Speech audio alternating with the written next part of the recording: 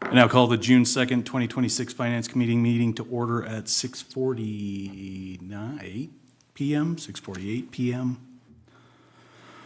Consideration of claims. The chair would entertain a motion for the approval of claims.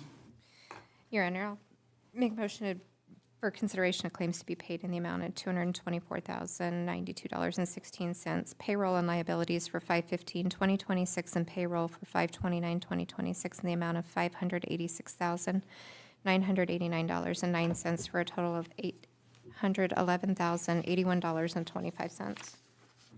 Second.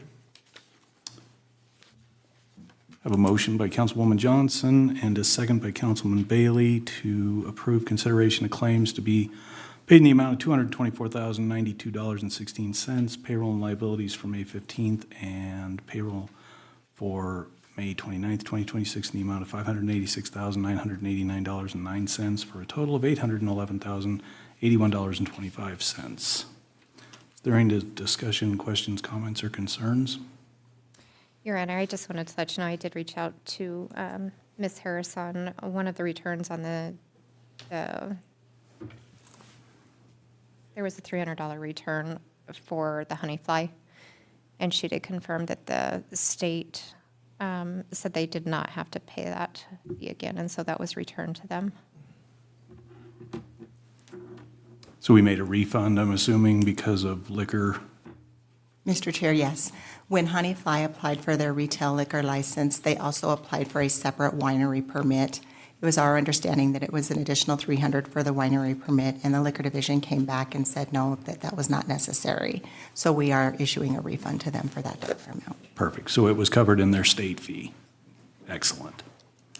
Thank you. For all the folks watching at home, for the Finance Committee, good information. Was there anything, any other additional questions, comments? Perfect. All those in favor say aye. Aye. All opposed, same sign. Motion carries.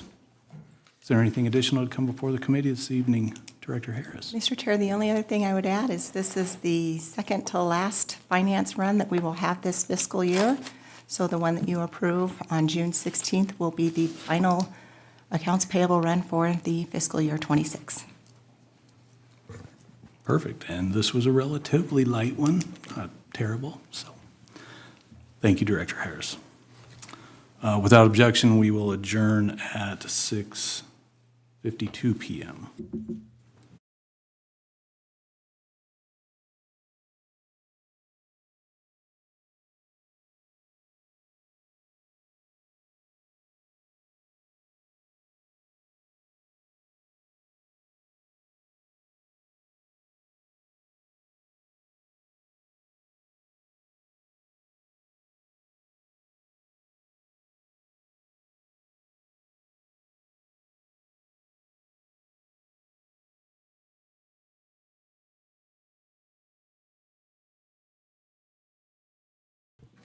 I now call the June 2nd, 2026 regular meeting of the Riverton City Council in order at 7:01 p.m.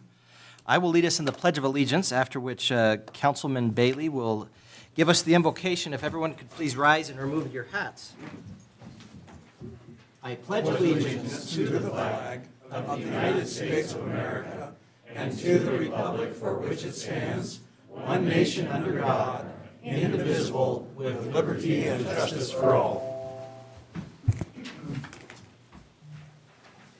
Our dearest Heavenly Father, thank you for the many blessings that we enjoy living here in this wonderful city of Riverton, Wyoming. Please pour out your blessings upon us as we, as a council, make the best decisions for the citizens of the city of Riverton. Please bless all of the people that are here. Please bless all of our law enforcement, EMTs, and emergency response personnel for the job that they do, and that you would keep them safe in all of their endeavors. Please bless us that we will make good decisions on the things before us. Please bless that we will all be safe on our way home after the meeting is over, and that we will bless us to your service in the name of Jesus Christ. Amen. Amen. Amen.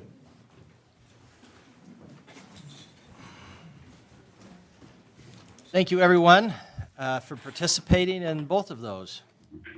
So, Ms. Harris, if you could please conduct the roll call. Yes, Councilmember Eric Carr, Here. Councilmember Rebecca Brothers, Here. Councilmember Mike Bailey, Here. Councilmember Carla Borders, Absent. Councilmember Kyle Larson, Here. Councilmember Karen Johnson, Here. Mayor Tim Hancock. I'm here. I'd entertain a motion to excuse Councilwoman Borders from tonight's meeting. So moved. Second. Motion by Councilman Carr, second by Councilwoman Johnson. Any discussion? All in favor, say aye. Aye. Any opposed, say nay. I vote aye. Motion passes. Declaration of a quorum. We have a quorum. I'm just reading the agenda here, so. Sometimes I do that. I'd entertain a motion to approve the agenda as presented. So moved. Second.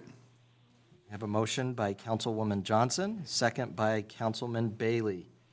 I would note, we have, well, this is really for the consent agenda. I'll get to that when we get to that. Any discussion on the agenda? All in favor, say aye. Aye. Aye. Any opposed, say nay.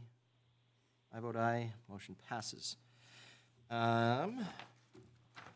We need to do 7, or could we just decline to do agenda item 7? All right, fine. Ms. Harris, we'd like to have recognition for someone who has served in the capacity that he has served for a very long time. He's an excellent person and someone for whom I sometimes receive emails because we have the same first name and the same last initial. So go ahead, Ms. Harris.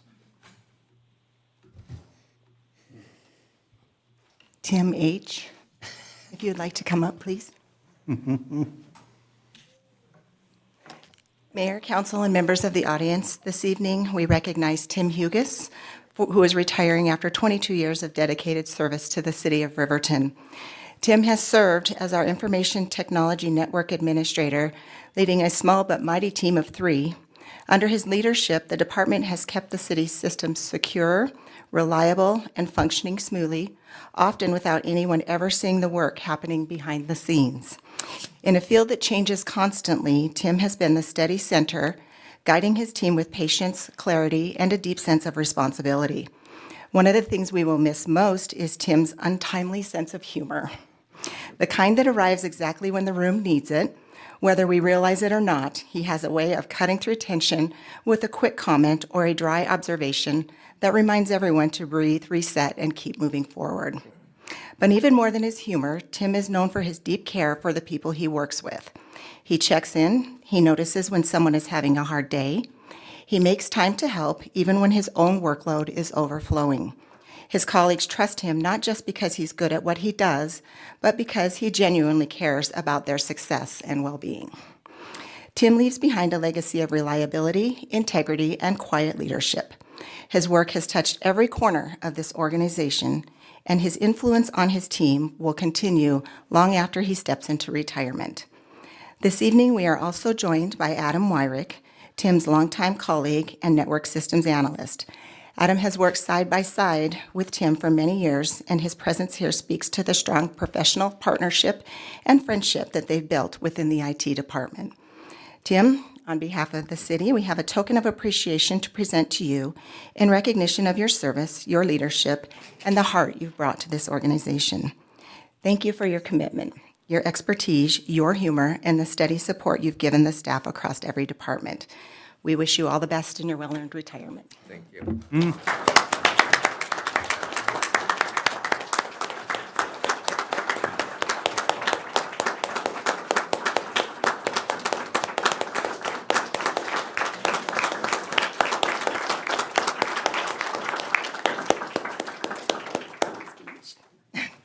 We're waiting for the sense of humor here, Tim. Well, I hardly ever don't have something to say, but it's been a good long run. One of the things you have to come to terms with is that the emotional roller coaster takes more from you than you can give, and I'm reaching that point, and it's time to pump the brakes, if you will. But I could have never done it without God's help and strength along the way.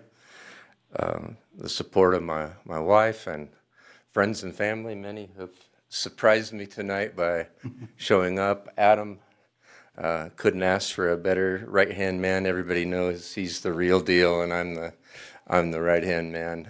But Kurt and others, and professional people too, really. As we broadcast this, I think of Mayor Warpness, that we've referred to as the father of the broadcast system, and that was one of the first projects. I think it was in my contract. We don't know what this means, but you will be doing it.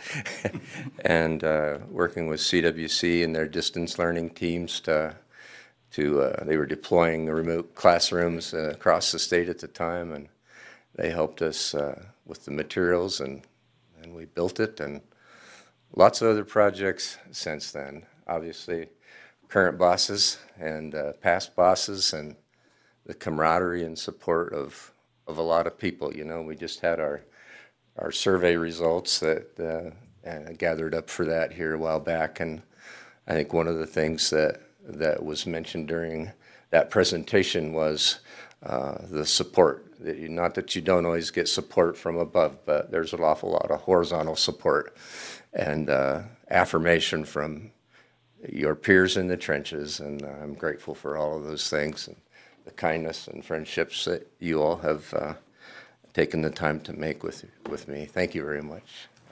Thank you.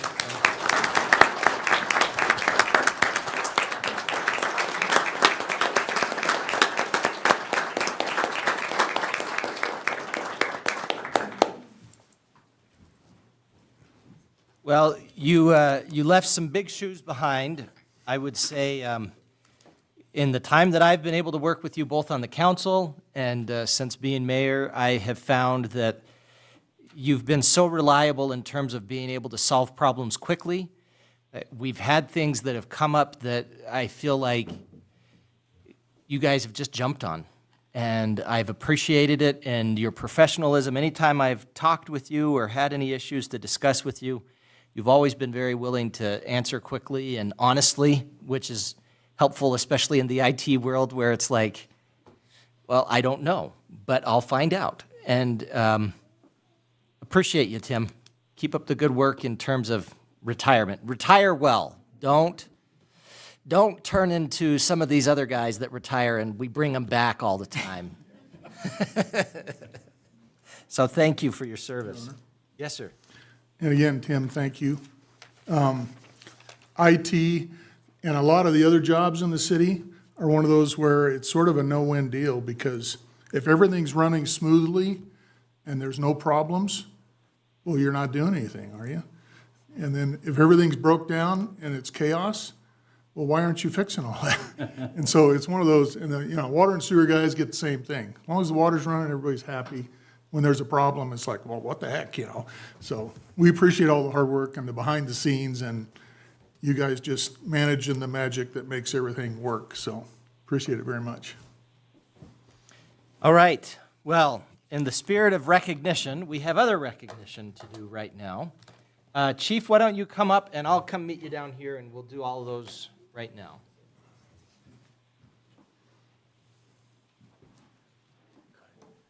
I would be remiss to not give Adam credit for a lot of these accolades.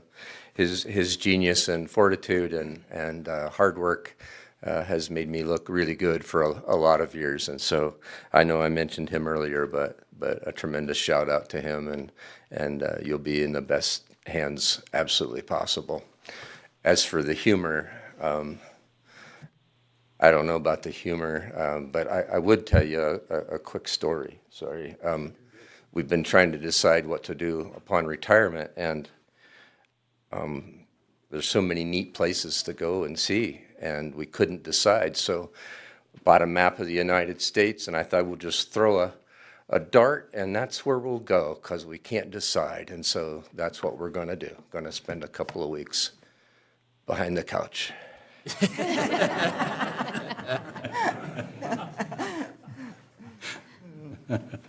Well, good luck with that. All right, Chief. Thank you, everyone, for attending and helping us recognize Tim.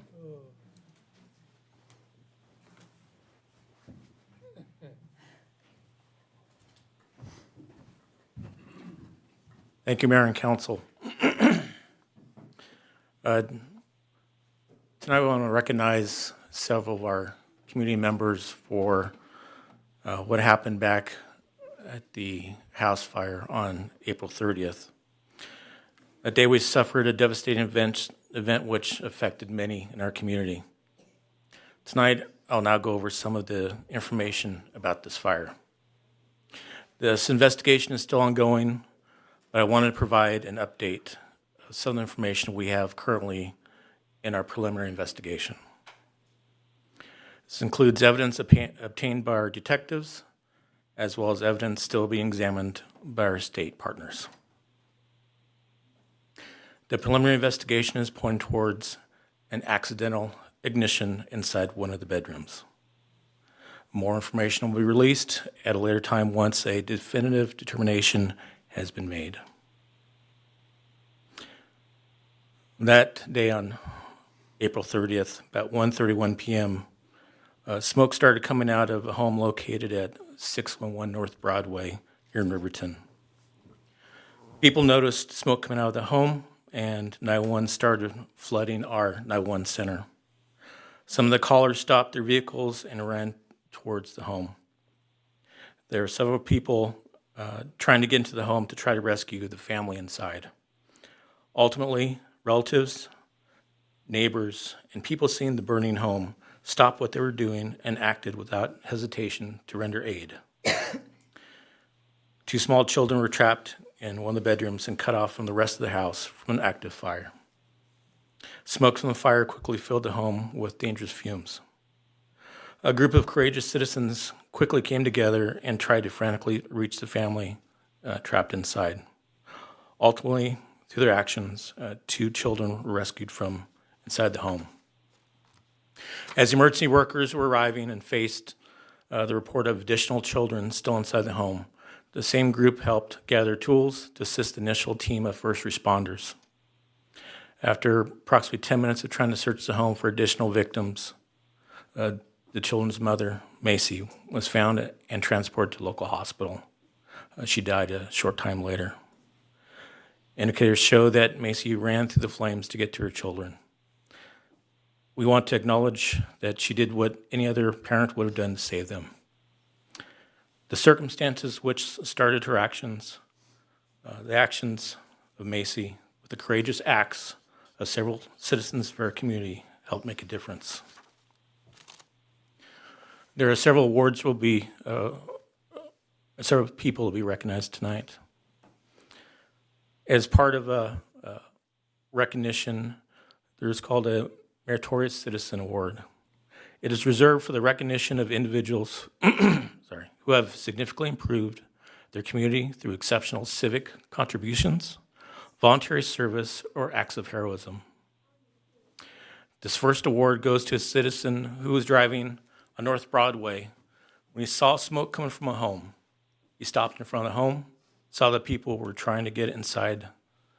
He helped break a window and was quickly surrounded with the billowing thick smoke. He and Macy's brother were able to grab 2 small children out a bedroom window. While pulling out the children from the window, he suffered injuries from the broken glass. He continued to help as he noticed one of the children had stopped breathing, started CPR, and was able to get the child breathing again.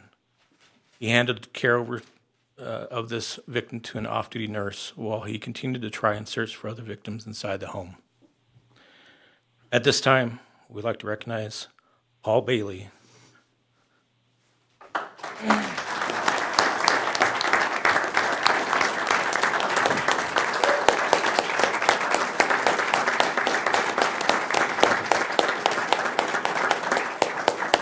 All for your meritorious service and your selfless and courageous acts on April 30th this year. You acted without hesitation to render aid, and it was instrumental in saving a life. Your bravery and dedication to the community of Riverton reflects the highest example of exceptional citizen. Thank you.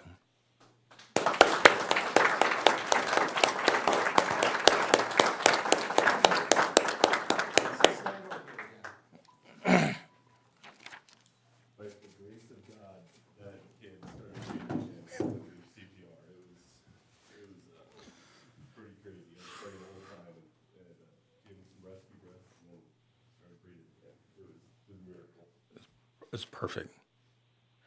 The next recognition is for exceptional citizen. It's for individuals who, through their acts, have made outstanding contributions to society or their community. The next person, Leonard Kosrog, could not be here tonight, but I had the opportunity to speak with him and express our gratitude. He had already a work project assigned to him and could not join us tonight. But I'd like to spend a moment explaining what happened with Leonard and his acts. Leonard was with other family members and traveling on North Broadway when he saw the house fire. He immediately stopped his vehicle and ran towards the house. Leonard also went around the home trying to get to the other victims. He was pushed back by the growing flames and smoke, which was coming out of the windows. He also helped bring one of the victims down from a window, grabbed a ladder and brought to the broken window to help out the other victims. At this time, I'd like to recognize Leonard Kosrog for his exceptional acts by coming to the aid of others on April 30th of this year. He acted without hesitation to render aid. His bravery and dedication to the community of Riverton reflect the highest example of an exceptional citizen. If you want to thank Leonard, he works at Porter's, and he's just not there right now. He's out of state. Thank you, Leonard.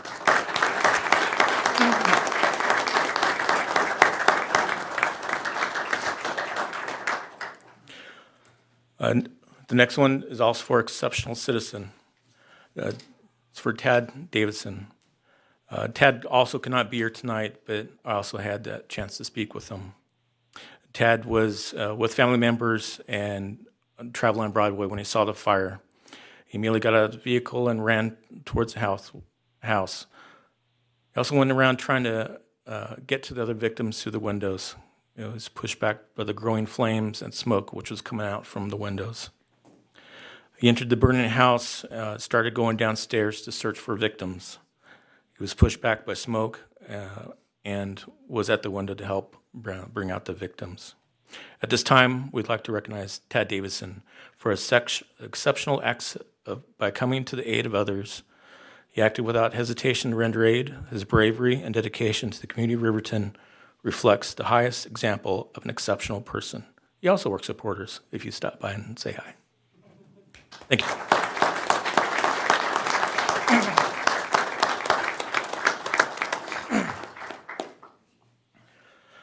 This next one,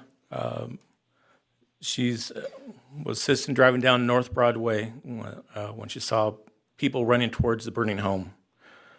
She saw Paul and Macy's brother pulling the children out of the broken window. The children were placed on the ground where Paul was doing CPR. She let Paul know that she was an off-duty nurse and would help the children while they went back towards the burning building to try to rescue other victims inside the home. While she was treating the toddlers, she noticed that one of them stopped breathing again, and she also performed CPR and cleared his airway. She was able to get the child to breathe again. She cared for the victims until law enforcement arrived to rapidly transport the critical victims to our hospital. At this time, I ask Carly Clausen to please join me as we recognize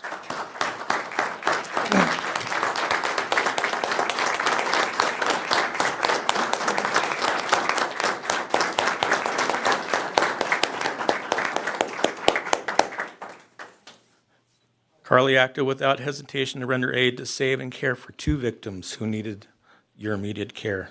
Your dedication to the community of Riverton reflect the highest example of an exceptional citizen. Thank you, Carly.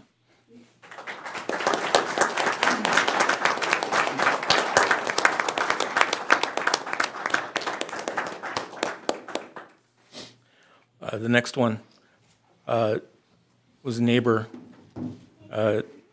She noticed the fire, and she came outside as the first responders were arriving. She rendered assistance to first responders by getting tools, running a water hose to the team who were making entry into the building. Due to the house being around the block from the police station, several officers had arrived ahead of the firefighters within a minute of the dispatch broadcast. She saw the officers had quickly used up their fire extinguishers from their police vehicles and they were able to use her garden hose to help douse themselves as they repeatedly tried to advance to the home to rescue others reportedly trapped inside. Her quick action helped our local officers fight the flames, and while our volunteer firefighters were racing to the scene. This time, I'd like to recognize Lisa Cook for her exceptional acts by coming to the aid of others on April 30th. You acted without hesitation to render aid and recognize the urgent need of equipment by the first responders. Thank you, Lisa.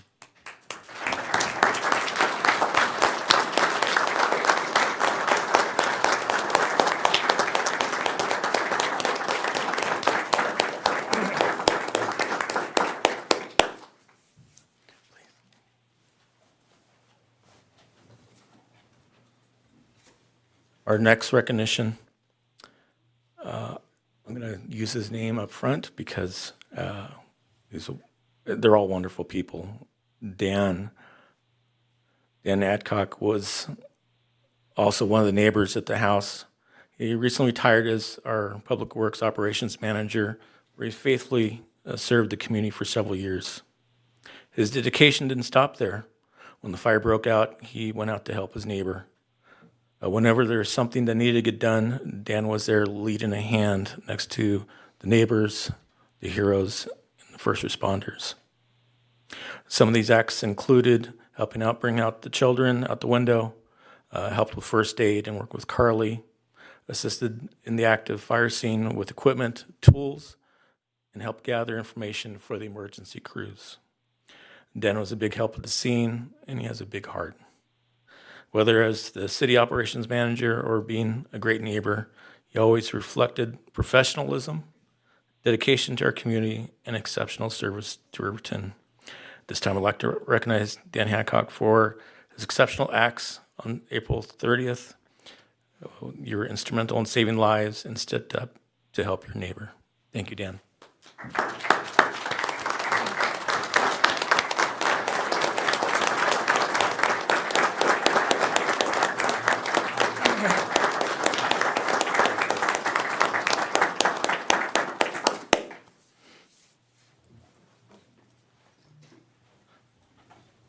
And our final recipient tonight is meritorious citizen Sabin Bowlesby. Was at home when with his family when a fire broke out at his sister's home next door. He went over to try to help get his sick sister and his nephews out, and the home was quickly filling with smoke. He was successful in breaking open a window, reached the window and pulled out and rescued his two nephews. He did what any other family member would have done. He was injured during the rescue and continued to fight to help get his sister. He was able to show the officers and firefighters where to look for firefighters wearing protective turnouts and self-contained breathing apparatus were able to get through the dangerous fire and smoke and locate Macy. The growing fire then cut off the path to the firefighters who were also inside the house and were trying to bring out Macy. They too were cut off and had to go out the same window that Sabin had broke out in order to escape the flames. Our recognition tonight is for your actions you performed that day. You acted without hesitation to render aid. You demonstrated bravery and dedication to the community of Riverton. Thank you, Sabin.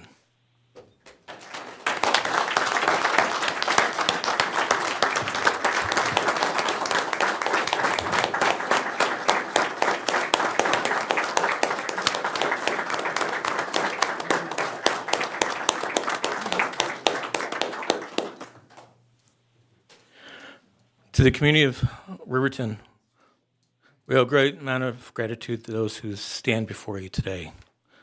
Because of their efforts, the efforts of these everyday citizens who stopped what they were doing when they knew people were in distress. They came together to overcome fire, smoke, and also while sustaining their own injuries in their efforts. They did what they did could try to do to save the lives of those trapped inside the home. We do have a recent update of the children who were quickly been overcome with the fire. their conditions have improved and are now off life support.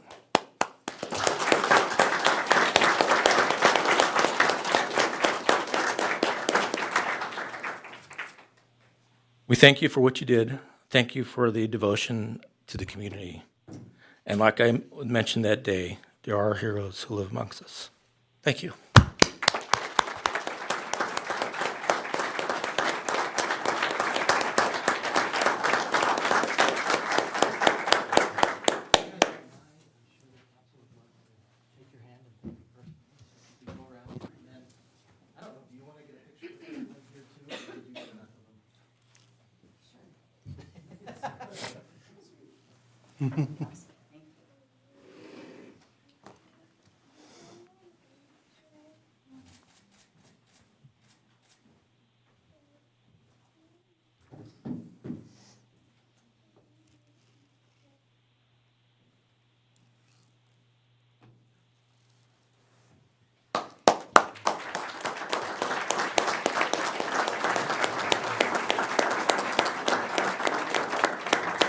Come on, Dan, you know better than that. Oh, okay, fine. You're taking the back route.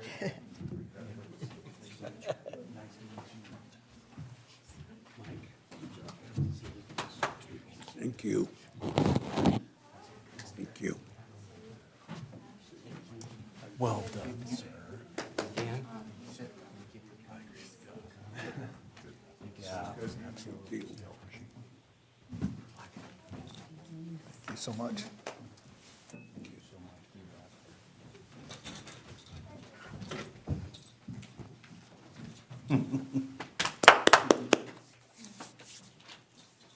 I see how it is. You'll hug him, but. So I don't know everyone that we just recognized personally, but I do know a few of them. And I can tell you, one of the greatest things that's an example to me is just how humble each of you are. I don't think anyone came up here and was expecting accolades, but you deserve them. And when someone deserves them, we need to make sure that we're giving them. So thank you so very much for your service to the community. And I hope everyone else who's watching or who's present can understand we each have that ability to serve in different ways, and it can be something small. It can even be just calling it in, paying attention to our neighbors, seeing where there's need, and rushing in and being willing to help out. So thank you for that and for being willing to step up. And you've been a great example to me, and I appreciate it, and I certainly hope whatever else happens with your life going forward, that this can be something that you can remember and you can see, I did something that was meaningful at this time. So thank you.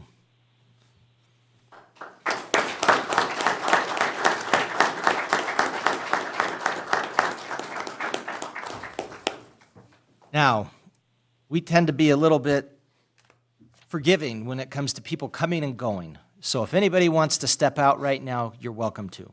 If you want to stick around, you're welcome to.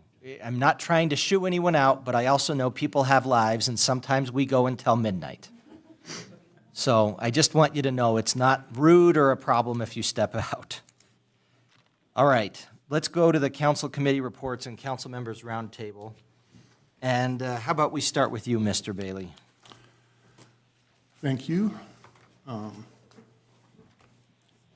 I apologize. I got tied up in what we were doing.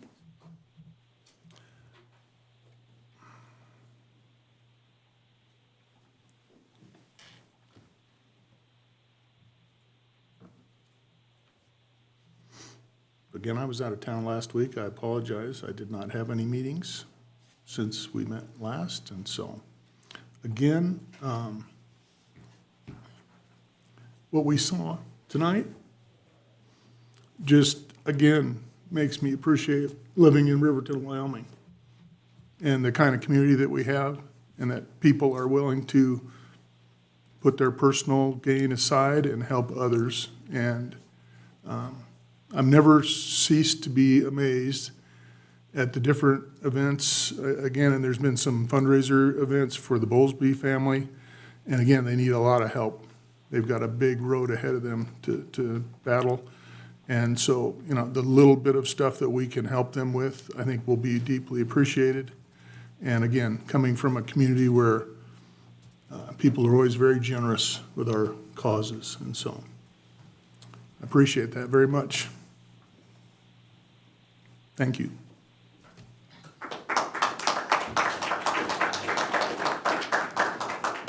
And Mike, it's okay to say you're proud of your son and I am. call him out by name. Very much.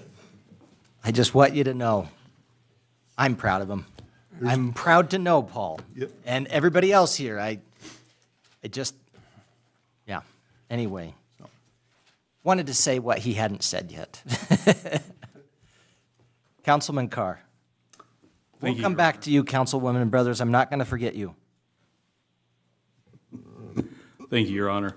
I too have been out of town on business, so I have not attended any meetings. However, I did want the opportunity to express my deep gratitude for Tim HUGUS. Having had the opportunity to work with Mr. HUGUS, I can say without hesitation that I deeply appreciate the conversations that we had, both professional and personal, and that he truly enjoyed working and doing what he did, and he truly held the best interests of his coworkers and the family together. So, that being said, we should be so lucky to live in a community where citizens banded together to help those in need versus waiting for those first responders to show up. A large contingency of normal citizens, heroes now, were not filming the event on their phone. They took action and saved lives. How lucky are we? Thank you. Thank you. Thank you, Your Honor. Thank you, sir. Councilwoman Johnson? I did not attend any meetings over the last a week. I wanted to tell Mr. HUGUS, congratulations, 22 years, a lot of dedication to headaches, because that's what the IT department handles on a day-to-day basis. To the individuals that were called up here tonight, there are heroes strategically placed among us, I feel. And they do God's work. And so thank you to every one of you. And I think if you could only do one thing to move forward, make sure your smoke detectors are working, replaced, fixed, whatever. If you need them, reach out. But please make sure your home has smoke detectors in them. It's very important. Thank you. Councilman Larson? Like the rest, I only attended one meeting. That was the 250th celebration meeting. We went to the park and looked at the bandstand for outlets. But the most important thing, as I've seen tonight, is that we live in a community that cares, which is more important. Thank you. Thank you. Appreciate it. Councilwoman Brothers, are you still on? I am. I hope you can hear me. You guys have been breaking up a little bit. Well, we'll try to speak more I just- directly into the mic. Thank you so much, Your Honor. I didn't have any meetings, but I just wanted to say thank you to the chief and to those individuals that served Riverton in that incident. That was not by accident that they were there, and I know we all appreciate them and their service to the children that survived that, and anyway, thank you. And that was beautiful and moving and appreciative. Thank you, Councilwoman Brothers. All right, Mr. Butterfield? Thank you, Your Honor. I do have a few items to run through. By way of upcoming meetings, I would like to announce that there will not be a planning commission this week. However, we will have our Fix Our Road Citizen Committee this upcoming Monday at 11 a.m. As a reminder, that committee helps steer the use of the optional 1% tax, which is a tax dedicated and voted on by the people to improve our infrastructure, specifically our roads, water, and sewer lines. So if community members would like to attend that meeting, we encourage that because this committee takes recommendations and then makes their work go towards the city council for final approval. We'd like to thank our community development department for kicking off our brownfield program. They had a successful engagement last week with Ayers and Associate and members of the community, and look forward to the productive work over the next several years on the use of that grant. For a construction update, we appreciate the community's patience as they work around the Riverview Road and Major Avenue closures. We know that that's an inconvenience, but I hope that folks can look forward to a road that is in so much better condition by the end of this summer and they can enjoy for many years to come. The sewer has been placed along Riverview. Contractor is placing concrete and also beginning the road work portion of that reconstruction project. As it relates to Major Avenue, there is some curb and gutter concrete work that needs to still occur, and the Public Works Department anticipates that that road will be reopened in the next 3 to 4 weeks. So thank you for your patience as we work through these infrastructure upgrades. We were made aware that on July 8th, 2026 at 4 p.m. in the Veterans Park, just here behind City Hall, there will be a 250th anniversary of the first public reading of the Declaration of Independence, which occurred on July 8th, 1776.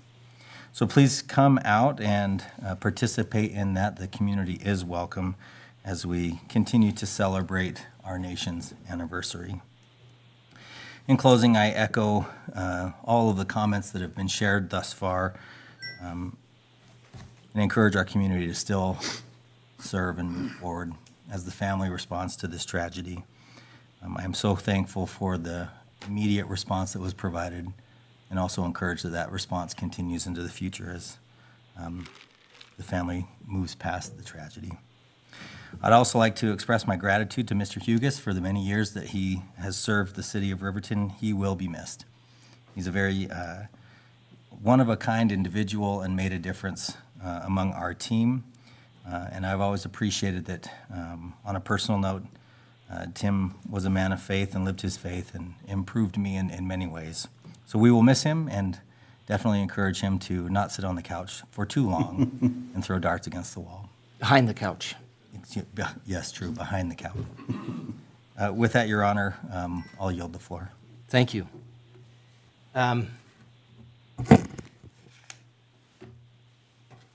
Just recently had a Fremont County Association of Governments meeting. Was good, had some beneficial discussion, I think, regarding just what's going on with FCAG. We've got a lot of good things happening with FCAG and WRTA. Would note that we have a lot of discussion in terms of improvements and what can be done to understand better ways that we can have a regional ambulance service. We have a committee that's been organized for that purpose called RACIC, Regional Ambulance Service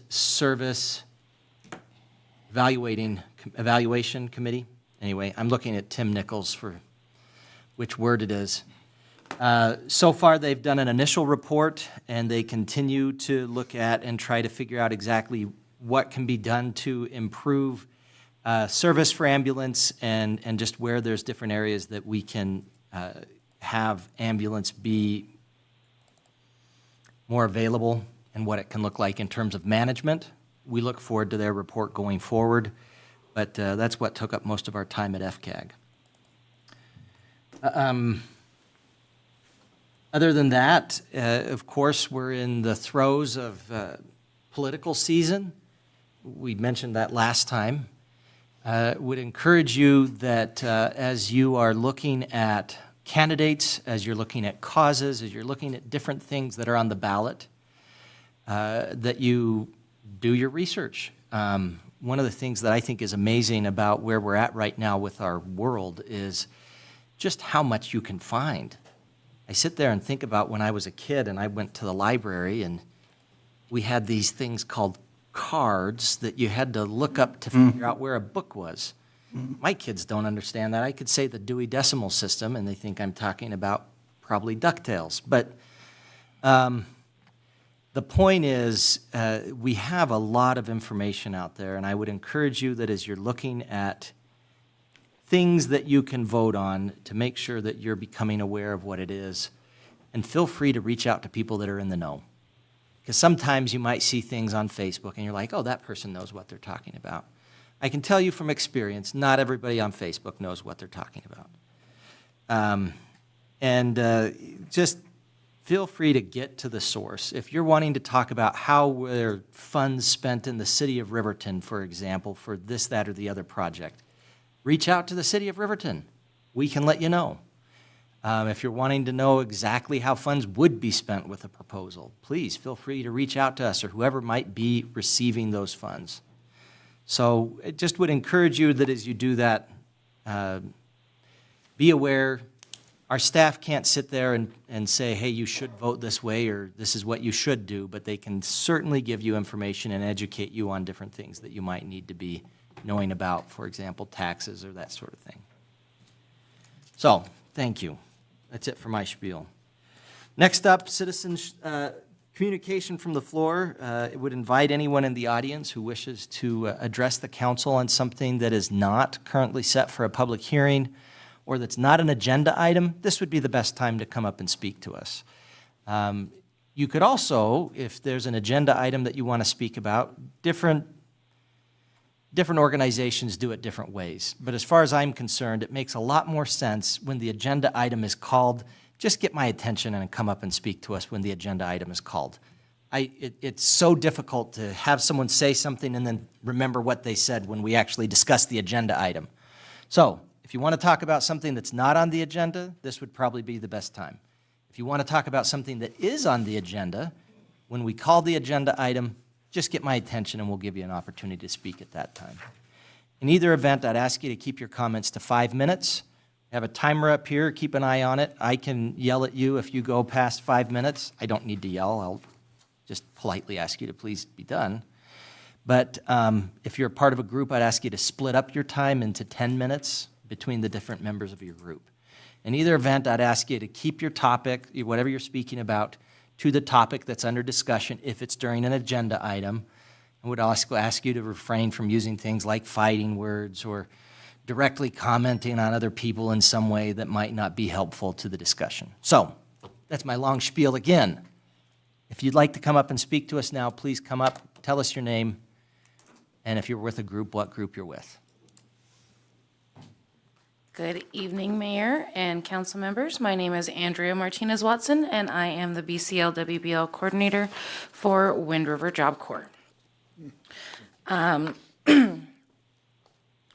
just wanted to give you guys a quick update on how things are going up at our Job Corps, and I'd also like to give you guys a quick little note that we have some of our members from our Student Government Association here tonight as well.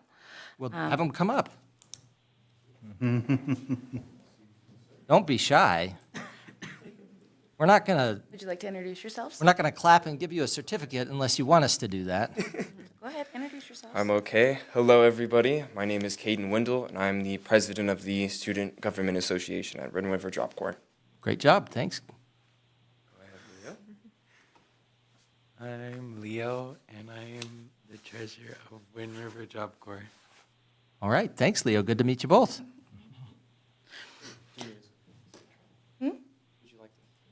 If you want to. You can hand these out for me in just a minute. Sure. Okay.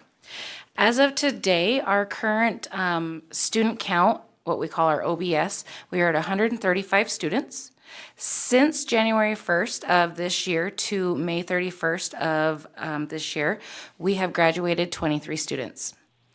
10 of those students have full-time trade match jobs with an average wage of $20.82 an hour. 5 of those have gone on to apprenticeships. 3 of them have gone on to advanced training. I'm also going to give you guys the last 2 newsletters. So this one is April's, and it highlights our graduation, as well as our apprenticeship week, and highlights some of our students that have graduated that went on to their apprenticeships. So that one's for April, if you want to just start with Max, and then the newsletter for May, you guys are the first ones to receive this because I haven't even sent this out to staff members yet. This one we highlighted different things that we've done on center, some of the students in May that graduated and completed from our center, some different activities that we've had on center. The one thing that I would really like to highlight is that we've got some good on-center projects that are going on, trying to give back to our community. We are almost completed with the first shed that we're doing for Wind River Development Fund, getting ready to start on the second one. And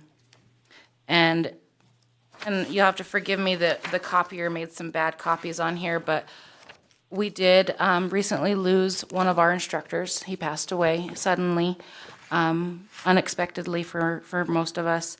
And we have a little memorial piece in here for him as well. I'll go hand that out. It'll be okay, Leo. And was it Kendall or Wendell? Caden. Aiden Wendell. Hayden Wendell. Okay.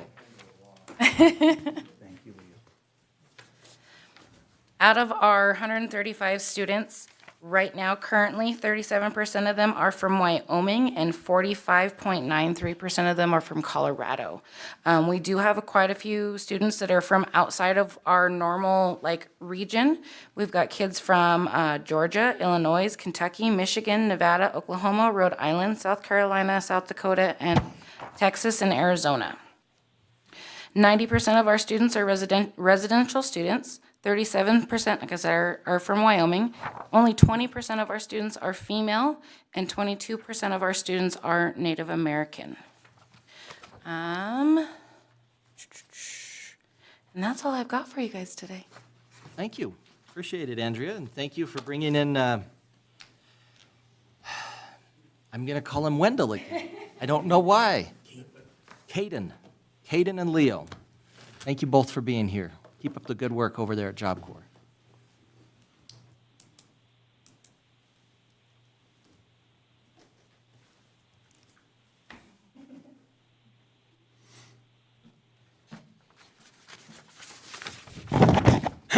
Honorable Mayor, members of the Riverton Council, I'll just provide a brief update on WRTA. And who are you again? And that is right. I'm Tim Nichols, Director of Wind River Transportation Authority. I get so used to you all knowing my name that I forget there's a room full of people that might not know me. So for sake of the record and those that haven't met me before, Tim Nichols, Director of Wind River Transportation Authority, and I never miss an opportunity to talk a little bit of transit. So try to limit me to 5 minutes, give me the red light, and I'll get out of here. But we've got some interesting things going on, and I thought it merited some discussion and perhaps some input as well. But I want to preface all of that with saying that WRTA, after reporting its last month's ridership, is on track to exceed 50,000 in annual ridership for the reporting year. So incredible work there to the community, and I'll shout out to the community of Riverton. I did so, I don't know if it aired this morning, but you'll hear me on the radio basically saying Riverton tremendously embraced public transportation.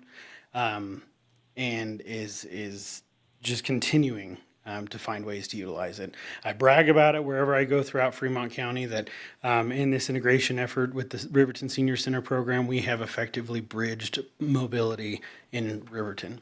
The gap is beyond manageable at this point, and we can do so many things just within the community of Riverton. So enough of that. I do want to touch on the fact that we just launched a bit of an impromptu, but upon returning from the Community Transportation Association of America annual conference in Omaha, it was the subject of many workshops and conversations that across the nation right now we're seeing elevated costs, which are creating incredible strain on our middle class and lower class or poverty impoverished populations. And for those agencies that have the ability to relieve that pressure, should have the responsibility to take action. So when we got back, we evaluated our current fare box revenue. It come to find out, kind of a bit of surprising, but we had actually surpassed our projections thanks to the increase in ridership. So our motivation to continue fare collection was relatively small, and we saw an opportunity to provide back to the community through fare-free program. So we effectively launched WRTA's Fare Free Summer Campaign, in which, starting June this month, demand response and fixed route operations, non-contractual arrangements will have no associated fare. After launching that campaign and effectively removing the last barrier to transportation, we realized that there was some interest in maintaining a payment for service. Rightfully so, we went back to the drawing board and quickly found a number of sponsors who would be willing to sponsor the program through the summer to ensure that the citizens of Fremont County were able to maintain that fare-free summer. So my personal thank you to those that have already signed up and those that might be interested. But our goal is to offer fare-free transportation for the summer. You all have been through this multiple times, so I won't put you through yet again another explanation of how public transportation funding works. But suffice it to say that our fare box revenue doesn't pay for the cost of the service, right? It accounts for 2.87% of our revenue generated annually. 2.87%. Hence why, since 1963, public transportation has been subsidized by the federal government because it is not a profitable industry. So, taking into account, we met our fare projection. We now have sponsors willing to pay to ensure that our riders have that service. Hopefully that provides a little bit of. And, the other point I forgot to mention, you can't use it as local match. So, if there are any questions, I'd love to clarify, but I thought it merits worth noting that WRTA is launching this campaign for the summer. All right. Thank you, Mr. Nichols. Appreciate it. Yeah. And you stayed under 5 minutes, so I didn't have to get the cane out to. Anyone else? Hey, I'm Paul Bailey. I'm not sure if this is the right time to mention this. I think it's probably already been hashed out, but the school zone that's proposed near the high school, I had a suggestion for that, if that would be possible. I don't know if that's. Sure. Yeah, so on Sunset from Federal to Broadway, you've got the bus barn, and that has a school zone kind of, but it's only turned on when it's blinking. So I would love if it would be possible to do that for that area by the high school instead of just from 7:30 to 4:30 p.m. 7 days a week all year round. So little suggestion. I think that's the proposal right now, is to have it only be when it's blinking. Is that right, Mr. Tillman? Your Honor, that's correct. It does say Monday through Friday. Well, the signs aren't up yet. They're in, excuse me.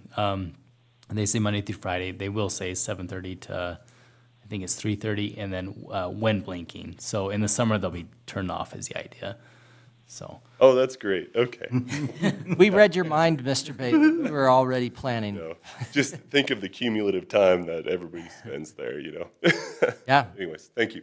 Nope, good feedback. We discussed that a little bit too, and I think part of the idea too with the wind blinking is if we have some things even maybe that are on the weekend or whatever, and we want to make sure people are slowing down and being aware if there's tournaments or whatever going on, that they can take advantage of that.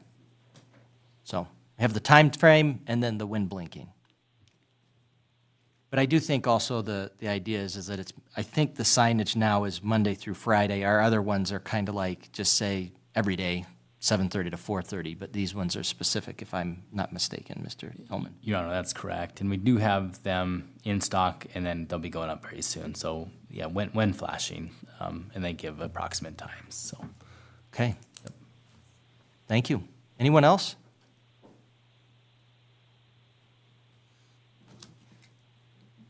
Okay, we'll move on. Consent agenda. I would note, I wasn't able to get the minutes done for the May 19th executive session, Ms. Harris. So when you read that, if we could note, we're not going to be able to approve the minutes of the May 19th executive session yet. I'll get those in our next meeting.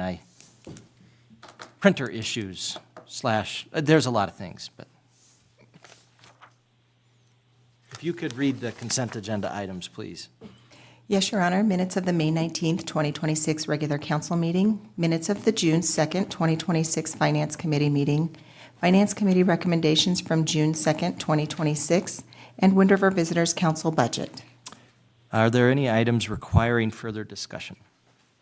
Yes, Your Honor, thank you. The Finance Committee met at 6:48 PM this evening and recommend consideration of claims to be paid in the amount of $224,092.16.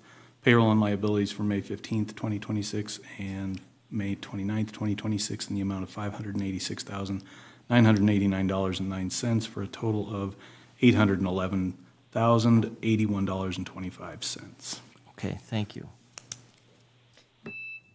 I did have a question on the Wind River Visitors Council budget on a line item that they had $20,000 for. I don't know if Helen's available. We want to just pull that off of the consent agenda and discuss that then? If you'd like to, yeah. That's fine. I'm just saying, generally speaking, when we're doing a consent agenda item, if we want to discuss it, we'd want to pull it off. Then, yeah. We can vote on the others en masse, and then we can vote on that one separately. It'll be That brief, work? but yeah. Okay, so we'll pull the Wind River Visitors Council budget off of the consent agenda then. So for the other items, I'd entertain a motion to approve the consent agenda as presented. So moved. Second. Councilman Larson with the motion, Councilman Bailey with the second. Any other discussion on those items? All in favor, say aye. Aye. Aye. Any opposed, say nay. Councilwoman Brothers, are you there? Yes, sorry. I didn't unmute in time. I figured that's probably what it was. I just wanted to make sure that your vote was noted one way or the other, whether it was for approval or not. So thank you. Thank you, Your Honor. I vote aye, and that motion passes. And then I would entertain a motion to approve the Wind River Visitors Council budget as presented in the packet. So moved. Second. Motion by Councilman Bailey, second by Councilman Carr. Discussion on that item, please. Councilwoman Johnson. Your Honor. Are you available? Hello, my name's Helen Wilson, Wind River Visitors Council. How are you, Helen? Good, how are you? Good, thanks. I just had a quick question. On the budget, there's a line item on there for $20,000 to the Board for Discretionary Use. Do you have an idea of what that may be used for? Absolutely. So the current fiscal year, we had $50,000 as board discretionary fund, and what we spend it on is things like co-ops that come through and various marketing efforts. But what we did with this budget for transparency purposes is we moved some of that under accounting services, legal services, consulting, and our new opportunities fund. So it's $30,000 less because we tried to be more clear with what that money is used for. But for both the new opportunities and the board discretionary funds, they're for projects that come up throughout the year. For example, we just got an opportunity to advertise on Outside TV during the Alex Honnold series. And so we spent quite a bit of money of the board discretionary fund doing those advertising campaigns. So it's things that come up that we're just not aware of, but that number is $30,000 less than it is in the current fiscal year's budget, with the pieces more defined. So together with the new opportunities fund and the board discretionary fund, it's a total of 50,000 then? No, the new opportunities fund is at 55,117, and a lot of that is for the state co-ops that come through. We're offered opportunities with the Wyoming Office of Tourism to advertise. They pay half, we pay half. And so that's what that goes toward, is opportunities that come up throughout the year. And they've got a webinar scheduled right now to go over the programs for the year, but we just don't know what they are yet. Okay, thank you. Okay. And while I'm up here, I do have our annual report, which is freshly printed, as well as some Your Day, Your Adventure cards that I would love to tell you what these are. So what we find is that people who come into visitor centers, they often have a question of, I'm only here for an hour, or I'm only here for 3 hours. What can I do? So we created 3 of these. They're pocket guides. They fold. They fit in your back pocket. I've tried them in numerous pairs of pants, and they all fit. But we did one for Du Bois, one for Lander, and one for Riverton. And they've got, if you have 1 hour, if you have 3 hours, and if you have a whole day. And we ran these by a bunch of people, had some suggestions, changed them around a little bit. It's also got a QR code to our website, so you can go on and see other things you can do, as well as a QR code to the community calendar. So we started with just a couple of hundred. We're going to print a lot more this week. So we have them for the summer, but I wanted to make sure nobody was going to say, oh, we should change things. So I'm going to hand these out, if that's okay, and then I will sit down. Sounds great. Thank you, Helen. And I think Chamber gave us a copy of those too. Are they the same ones? I don't think so. Okay. Does it look familiar? No, not the annual report, the 1 hour, 3 hour. Your Adventure. Okay. Yeah. Not that I'm saying we can't use another one. Well, I can give them to anybody that Thank would you. like one. Yes, I would. Would you like a few? As you go by, yeah. I can actually, I'll just leave all of them. Okay. And then you can share. Thank you. Oh, thank you, sir. Very much appreciate it. These are great. I like them. Thank you. Okay. Any other discussion on the budget? I guess, Your Honor, it's nice to see that our tourism dollars are climbing, and we're making good headway, so lots more people coming to visit, and it's awesome. Brings a lot of people and dollars into the community to help us out, so. And for people that aren't aware of what the Wind River Visitors Council is, it's every 4 years you'll have on the ballot the lodging tax. You probably may recall 4 years ago that it was billed as the tax that we don't pay, which is fairly accurate. When people come and they stay in Fremont County in one of our hotels, or I think it also applies to VRBOs as well, and not just VRB, but Airbnb, whatever it might be. If they stay here, then there's a lodging tax that is assessed as a part of their daily amount that they're having to pay. So the Wind River Visitors Council, it's an interesting idea for a tax, because what they're tasked with is doing things that will make it so that that tax increases. So they're trying to make sure that people come to Fremont County and stay here overnight so that the tax increases. So that's what the board is all about. They're about advertising, marketing, Fremont County, each of the different communities, things you can do here. So this is an example of it. And that's what they do. And we're going to talk about Mr. Heron here in just a few minutes, who's also here, and we might drag you up here. But anyway, that's what the Wind River Visitors Council is all about. Any other discussion on the budget? All in favor, say aye. Aye. Any opposed, say nay. Aye. Noted that for approval. I'm so sorry. It's okay, Councilwoman Brothers. I've been there. There's a delay, and so I tried to give you a room, and I didn't. I want to say I'm here for the comic relief. Thank you. Yeah, because Tim's not here anymore. So, all right.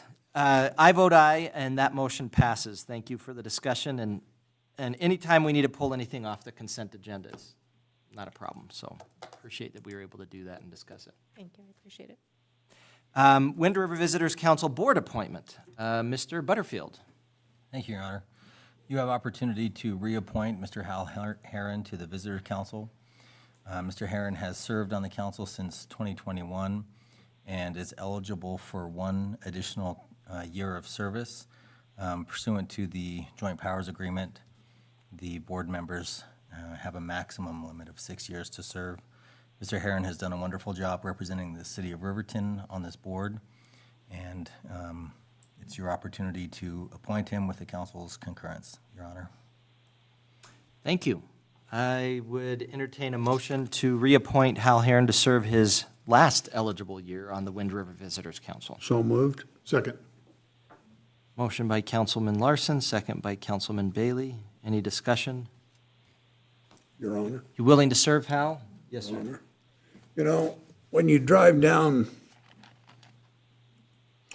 West Main and you look up on the sides of buildings, you're scratching your head and you're saying, I wonder who in the heck is putting up those beautiful posters?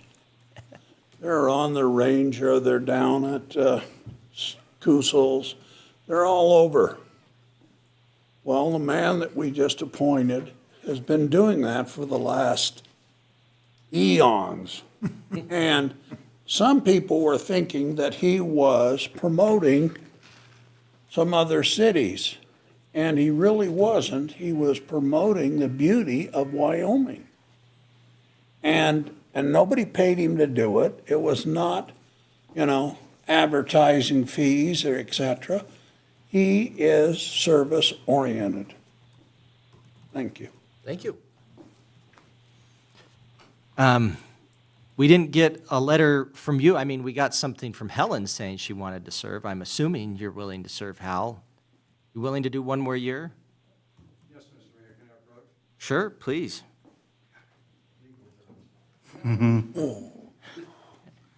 My name is Hal Herron. I serve at the request and at behest of the mayor and city council. And I appreciate your vote of confidence in me in representing Riverton on the Wind River Visitors Council.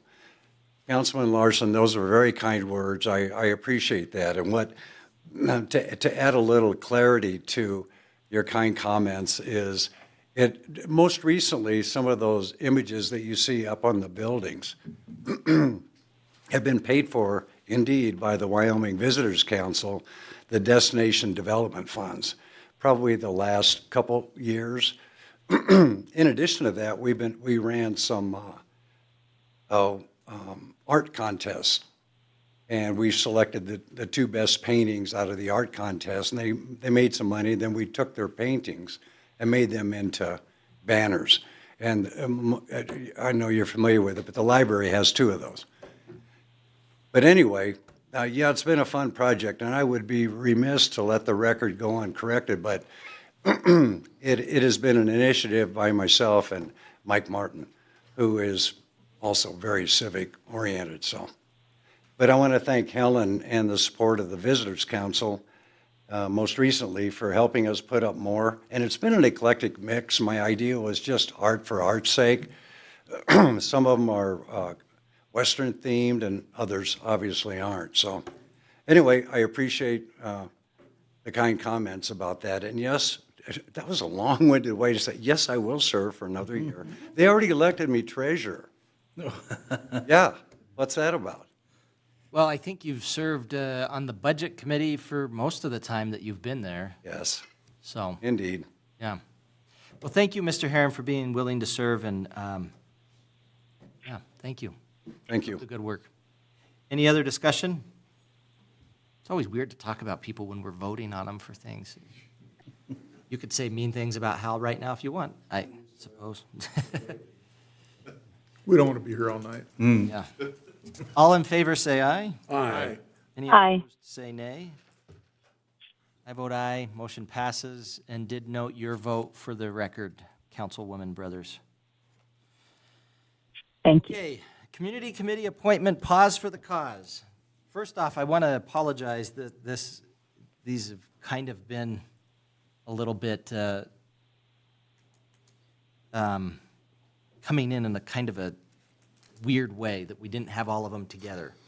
So just be aware of that. Second off, this is a situation where normally I would have, let's go ahead and take a break. Let's do that right now. We're at 8:15. Let's take a break until 8:25. Is that all right? Anybody have any problem with that? We're at 8:25, back in regular session for the Riverton City Council. Community committee report, pause for the cause. Mr. Butterfield, tell us about this item and where we're at here. Yes, Your Honor. Resolution 1552 established the Pause for the Cause Committee. Its goal is to evaluate animal control and animal shelter needs within the community and provide recommendations to the City Council. The committee is tasked with assessing current practices, identifying challenges, engaging relevant stakeholders, and exploring potential solutions to improve service delivery, facility utilization, and long-term sustainability of animal control and shelter operations. As established by the resolution, the committee consists of 5 members appointed by the mayor with the consent of the City Council. Those include 1 representative from PAWS, 1 representative from the Riverton Police Department, 1 representative from a local veterinary clinic, and 2 at-large community members. Additionally, 2 council members can serve as liaisons to the committee, as well as 2 members of the Riverton Youth Council. Myself or a designee will serve as a non-voting member to provide administrative and professional support. The city advertised for letters of interest for the 2 at-large community member positions, as well as the veterinary position.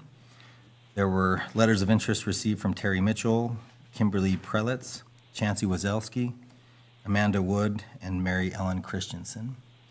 At this time, you have opportunity to consider those applicants and select them for the 2 at-large community members. There were no letters of interest received from a local veterinarian. However, one of the local veterinarians called me and said that they may have someone interested in serving on the committee, but they are out of the county. With that, Your Honor, I'll yield the floor and allow you to make your selections at the consent of the council. Thank you. I appreciate it. So one of the things that's a little bit difficult about this, number one, is we have a lot of really good people that are willing to serve. Frankly, I know that in terms of when it was sent to the council, was pretty late and didn't make it into the packet, but had conversations with Amanda Wood. She's a part of an organization that has actually been already working towards ensuring that animals that are in need are sheltered in Fremont County. She's taken them into her home, as a matter of fact. Anyway. So, at least of the ones that I had looked at, that was one that I felt would be a very appropriate appointment. I would note, I think, in terms of some of the different folks that were willing to serve, I don't know if there was just a little bit of communication error or what it was. The purpose of the committee is really to look at ensuring that animals that are at large in Riverton are going to be able to be seized and put somewhere such that we don't have animals at large in Riverton. That's the main goal. Some of the letters, for example, made reference to fundraising, that kind of thing. All of those things are good, but if that's something that someone's interested in, I would encourage you to get involved in PAWS. This committee is meant to be ensuring that if we have animals at large, they can be seized and we can have a place for them rather than just letting them run amok. Anyway. So for that purpose, and I think in terms of what Amanda Wood could bring to the table, she would be one recommendation. The other one, I think, and I say this mainly because he's also put his name in terms of wanting to serve on the council, so at least for now, serving in this capacity, I think would be appropriate. I'm not very good at pronouncing Chancey's last name, and Mr. Butterfield, I think, said it right, did he? Dang it. I always try. But those would be my two recommendations. That being said, I'm not offended by anyone that has any others. I really want this to be something that can look at and solve some of the issues that we're dealing with animals at large. And so those are my two recommendations. But if there's any other thoughts, I'd entertain them. Your Honor, I would like to consider Kimberly Prulitz simply because in her letter, she did indicate that she has strong communication skills as well as problem-solving skills, easily identifies challenges and can contribute to creative solutions. And I think that's a good something to have on that committee. So I would like to have her considered, please. I think that that's, and I appreciate that. I actually, in her letter too, since we didn't get anyone that was from one of the veterinary clinics, she did make reference to the ability to, for basic veterinary care, positive reinforcement training techniques. So where we don't have anyone else that hasn't expressed an interest from one of the veterinary clinics, I think it would be good to have someone with some sort of veterinary ability. So that was, I was wanting to discuss that with the council as well, just what we do. We could, the discussion was we could open it up to people that are out of the county, and then we might be having some people express interest. My response to that was, well, if they are interested, they could let us know and we could talk about it, but we never had a letter or anything that came through for them, regardless of whether they were in or out of the county. So I just don't know if there's that interest. Question for Kyle, on the veterinary possible applicant, did they say they lived out of the county or that they were out of the county and didn't have time to respond? Your Honor, Councilman, it is someone that lives and works in Cheyenne and is a peer with Dr. Stockton and specializes in animal shelter care. So Dr. Stockton felt that this person would be a good fit. And she was going to work with this individual, but we did not receive a letter of interest as of yet. Sorry. No, and that's a good question. It's like, are they out of, did it just mean that they didn't get the deadline? Right. Right. Yeah, that's what I was looking for, so thank you.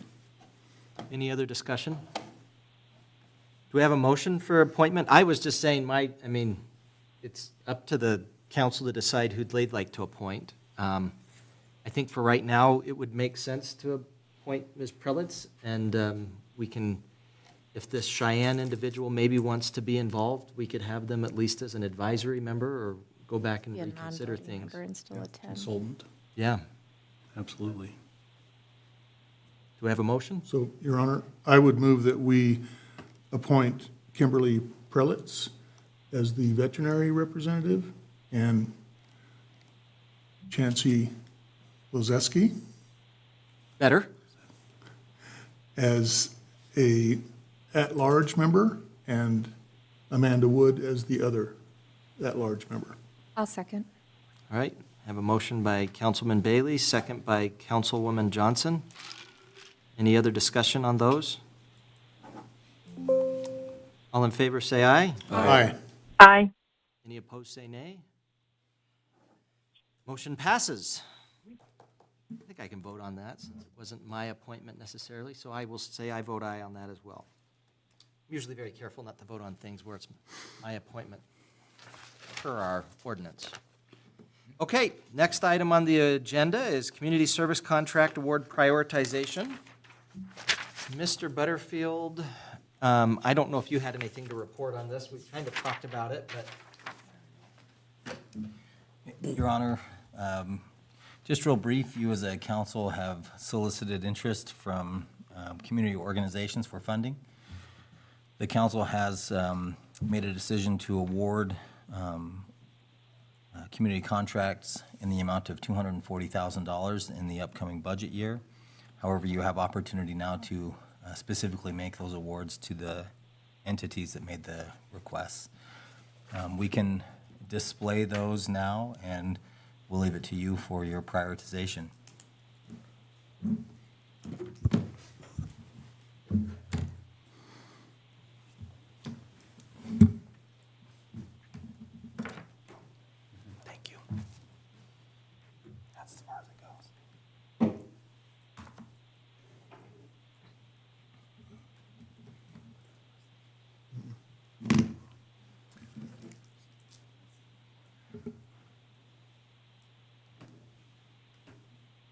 Thank you.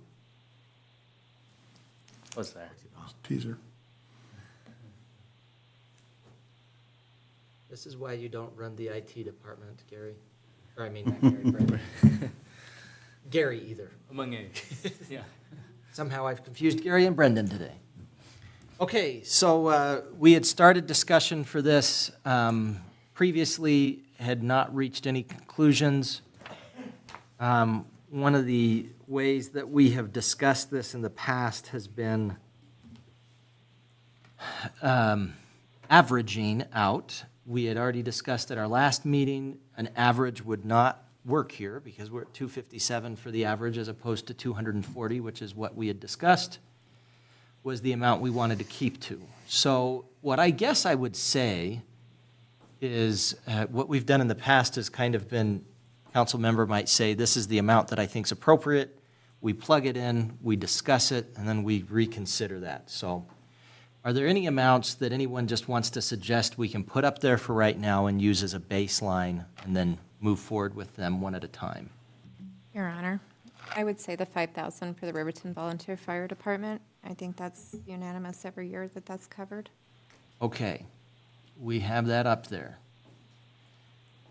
All right, and then I think Willow Creek Elementary, the consensus seemed to be that that was not going to be awarded, so maybe we would want to put that in, okay? Right. Not that it's not a worthy cause, for sure. I think that's great what they're wanting to do there. There's other sources of funding. Right, and might not be eligible for them this year. That was some discussion with Councilwoman Brothers in terms of being on the rec board. Councilwoman Johnson? Yeah, I would say that we start with our recreation. It's the largest portion and the largest ask. I did have an opportunity to visit with them, learned that $100,000 is the least amount that we've ever given them and that they've ever operated with. 115 would be ideal. But I think it's really important that we fund them as much as we possibly can, simply because they provide services to more than 5,000 families in the city. And that is, I think that's important, and that speaks volumes. And so my recommendation at a minimum for our recreation would be 100,000 and not a penny less. Okay. Let's go ahead and plug that in and see where we end up. And I do want to be clear, I talked a little bit about our rec, and I want to clarify this much as I did in an email to Mary Axtell. I support the mission of our rec. I think they're important. My point when I was discussing them last time was more so I want to have that be something that's more a permanent part of the budget eventually, whatever that could look like. Mr. Butterfield and I talked about that slightly this year, and really, we're getting a pretty good deal in terms of what we're getting for that. If this were to be something that were part of the city budget, I don't think we could do it for that much. So, and then my only other comment on it was trying to say, whatever else we do, they're a unique organization in that it's really, Mary Axthelm and our rec are synonymous, you could say. And they don't have a kind of typical situation where you might have a nonprofit where there's a governing board or that kind of thing. And so having that become more a part of what we have going on in the city is what I could see beneficial down the road. So I just wanted to clarify that, because clarified that in an email as well and wanted to make sure that we were clear there.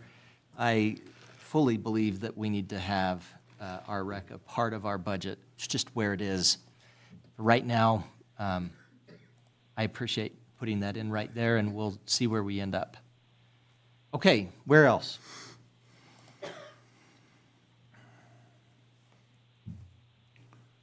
Your Honor, I think we should put in Mercy House for 35,000. Okay. That's about where we averaged with the Yep, council. pretty close is the average. Okay. Yeah, and I'd really like to see them get more. The potential for them reducing costs to the city overall for incarceration fees is huge, and getting their doors open, especially this winter. The numbers we're seeing currently is outrageous. And I just think that it has a potential to relieve some of that stress. Okay. Let's put it in at 35 right now and then see where we come up. But especially where it's a one-time ask, I mean, of course, not saying that Mercy House couldn't come back and ask. We're not saying you're restricted from it, but where the point is they're asking more than they probably would be down the road because they're wanting to get their doors open right now is, I think, where we're at. Your Honor, the next one I would suggest is juvenile justice services. Again, I think this is some of the best money we can spend for preventative future expenses in dealing with more incarceration or worse. So I know they've asked for 35. Our average is 20. I would suggest 30. Again, they provide a lot of bang for the buck, in my opinion. Okay. 30 for juvenile justice right now. And again, this isn't anything final. We're just wanting to start the conversation here and figure out where we end up from there.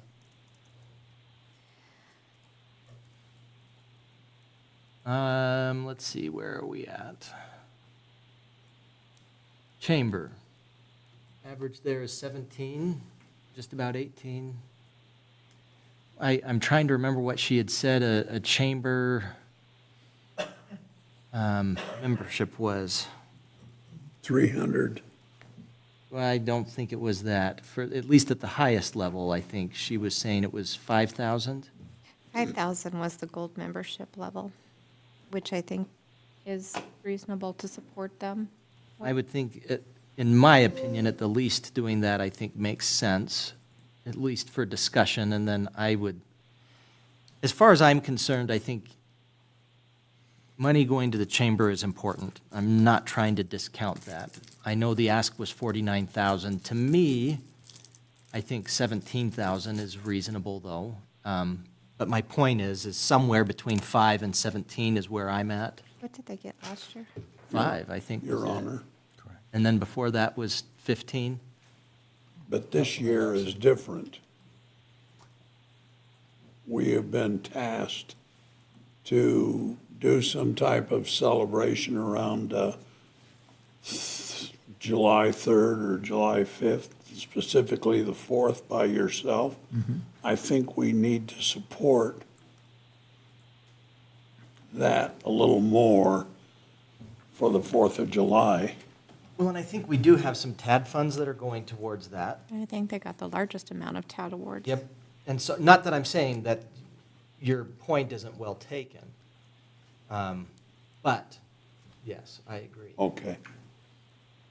So I don't know where we want to put it. My point is just somewhere between 5 and 17 is my thought. I will say, looking at that, in the past had funded in somewhere like 30,000. In recent years, it's been more like 5 or 15.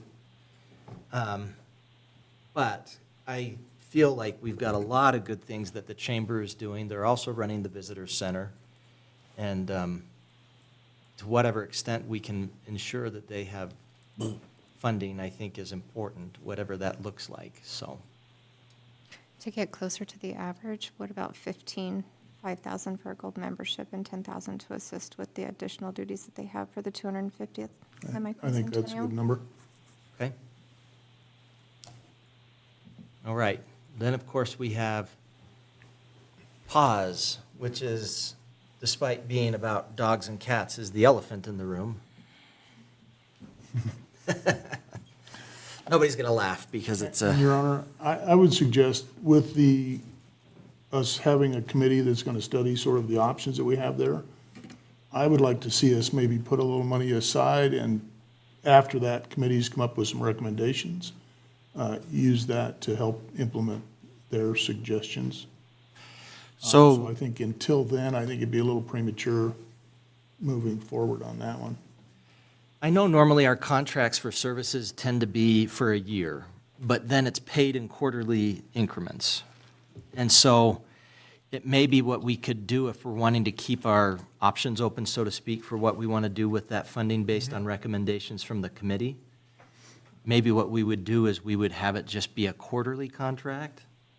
And so we would have the whole that we could talk about, but it wouldn't necessarily be something where that whole is being paid to them in quarterly increments. It's just saying, this is the whole and we're consider the contract every quarter. That could be a way, I mean, to Yeah, kind of do I'm- what you're discussing could Yeah. be a way to do that. What would you recommend as an amount for that for the year, though, for the budget? So we have Eagles Hope left, Paws left, and Wind River Transportation Authority.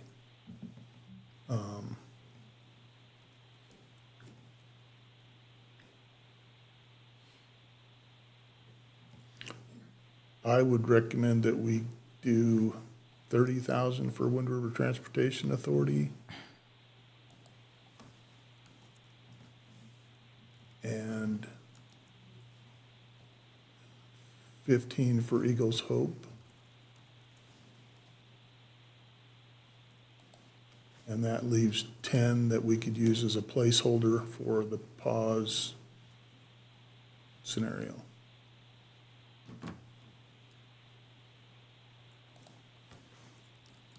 Because that would get us to our 240. Okay, and then just kind of adjust from there is what you're saying? Okay? Your Honor, Councilwoman Johnson?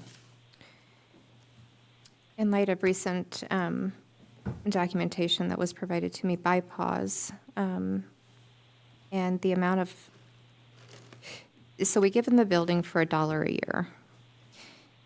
Total adoption fees that they kept or that we relinquished to them was $33,987.50. We also relinquished a total amount of city license fees in the amount of $2,040 last year, which is about $35,000. In addition, we relinquished reclamation fees in the amount of $5,490 and an additional $480 in RABI deposit fees. So minimal is what I would, very minimal is what I would recommend to pause. What is the total of everything that you just read off? You got your calculator? Well, I do. $33,987.50. I'm just going to put 33,000 for right now. Okay, that was adoption fees. 2,040 was total city license fees. They raised a total of $99,717.84. We relinquished $5,490 in reclamation fees and $480 in RABI deposit fees. All right, slow down for Mr. Butterfield. I'm sorry. Oh, that's okay. I gave up because he was doing it. All right, 33,000 for, that was for adoption fees, correct? That was adoption fees. And then 20,040 was, No, 2,040 was total city license fees. okay, which we require any animal within the city of Riverton to be licensed. And then total reclamation fees, 5,490. 5,490. And total rabies deposit fees, 480. And then whatever the cost of the building is for a year, along with all of their utilities paid. Do we have any idea of that? What's the cost of the building for a year? Your Honor, we haven't quantified the cost for the building a year as far as a rental fee, but I can pull up the utility fees. As reported, I think in a previous meeting, I've got that tracked, but not up through this current fiscal year, but I need to pull that up. Okay, no big deal. I just want, My point is it's a significant amount, and I'm sorry, I didn't mean to interrupt you. no, It's a significant amount that we already put forth towards the facility and towards their support. And I think that leaving the funds available to split between other entities at this point would be more beneficial, where we can get more services for the city of Riverton. Your Honor, the average utility fees per year, and you can kind of, well, you can't see that. But as it's shown on the screen, average is roughly, the sum here is, excuse me, I need to get another cell, 10,000, another 10,000. So I think it's safe to say that utilities are roughly 10,000. 10,000? So when you put all that together, that 10,000 plus the adoption fees, license fees, everything there, Over $50,000 there. I mean, even assuming a rent of $500 a month, I'm not saying it's the nicest building. I'm not saying it's worth just 500, but even if you were assuming that, that'd be 6,000 in a year. Okay, so your point is, City of Riverton, in terms of providing animals, adoption fees, I say providing animals, it's a little bit of a, not the best word for it necessarily, but So I believe their request was 75,000. Is that what they went with this year, was 75,000? Your Honor, excuse me, I'm so sorry, Councilwoman. I made an error. I added all of the columns instead of, it's an addition of the 2 columns. The total was the third. I haven't been in this sheet for a while. So we need to reduce that 10,000 to 5,000. okay. That's, I was wondering, not that It seemed too high. it did to me. And dogs drink a lot of water. I suppose. Minus, what is it, 52? Okay, so your point, though, Councilwoman Johnson, is we're contributing to the tune of about 52,000, and that's at a lower amount in terms of rent and everything like that. So 23,000 would reach the 75 that they're asking for, Okay, total with everything that we give them, I guess is what I'm saying. all right. Well, for right now, we have them at 10 as we're discussing it, but let's now just kind of go around and see where we would want to make some adjustments. So that means if someone thinks we should be paying more towards one, paying less towards another one, what that might look like. Any adjustments that anyone here today wants to suggest on any of those? With WRTA, with the pending 3/4% tax, how will that work? If the 3/4% tax is passed, and let's say we did fund them to the tune of 30,000. Number one, they still, until they would start collecting that, is going to be until April, where they would start collecting the sales tax. So we still have a period of time where they would not be collecting the sales tax, even if it is passed. And what, 2 months behind to get the tax, so. Correct. After it goes in effect, it's 2 additional months. Almost a full. So we're talking a year away before that tax would, before they could cash that check. So I think this would be considered this year, and it'd be next year that if the tax passes, then they'd be starting getting funds next fiscal year. But we pay out quarterly, correct? Yeah. We do, yep. That's the tradition. We don't have to do it that way. There's no reason we have to. I know there was one year when we paid everything all together at once for, I think, Eagles Hope, because they were struggling a little bit financially, and we just said, let's do it as a lump sum. Your Honor. Just historically, for juvenile justice, their average is 21,000. I would recommend going with the council average of 20. That frees up 10.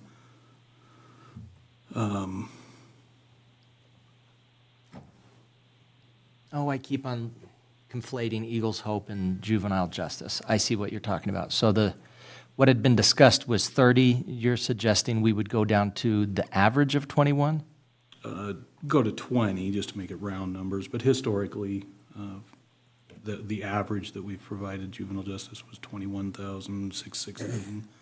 Okay, so last year was 30, 21, 7, 20, 17, 25, 17, 20. Okay. I see what you're talking about, rather than doing the 30. I think part of the idea of the 30 is to make up a little bit of the difference with the fact that they were only paid 7 that previous year, but okay. And then what would you want to do with that 10, Councilman Carr?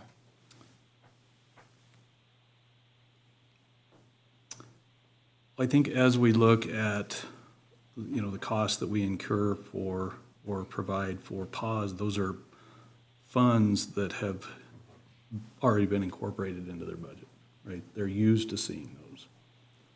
And so to account for those, it's basically double dipping on what we're providing them, or lack thereof, if that makes sense. Because they've already incorporated those costs. They're running costs, whether they're accounted for correctly or not, whatever, they're still costs that they see. Okay. And so I would say, I would recommend, getting as close as we can. They were one of my priorities, those PAWS, our rec, obviously the fire department, and then the transportation authority. Yeah, I would recommend putting it towards that. Although I do like the discussion of a quarterly look as we look ahead at what they're doing.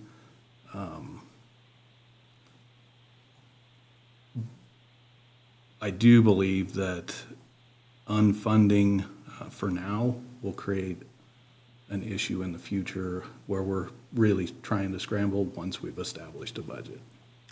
Well, and I think that's a really good point, because right now, as it stands, the contract that we've had with PAWS has been for them to provide shelter services and impoundment services, which you have to realize it's two different things. Yep. That they're providing shelter and impoundment services for the city of Riverton, and in exchange for that, we pay them a certain amount of money. If we were to say we're not going to fund them at all, which I don't think anyone here is saying. No. But if we were to say we're not going to fund them at all, you have no way to be able to have that be a contract. Correct. They would not be doing something for nothing. Okay, so is your recommendation then to put that 10,000 directly into PAWS and have it be 20,000 for the year then? Or I thought we were at, were we at 10? Yeah. Okay. All right. We're just looking at this. None of this is set in stone. Any other discussion on that thought process?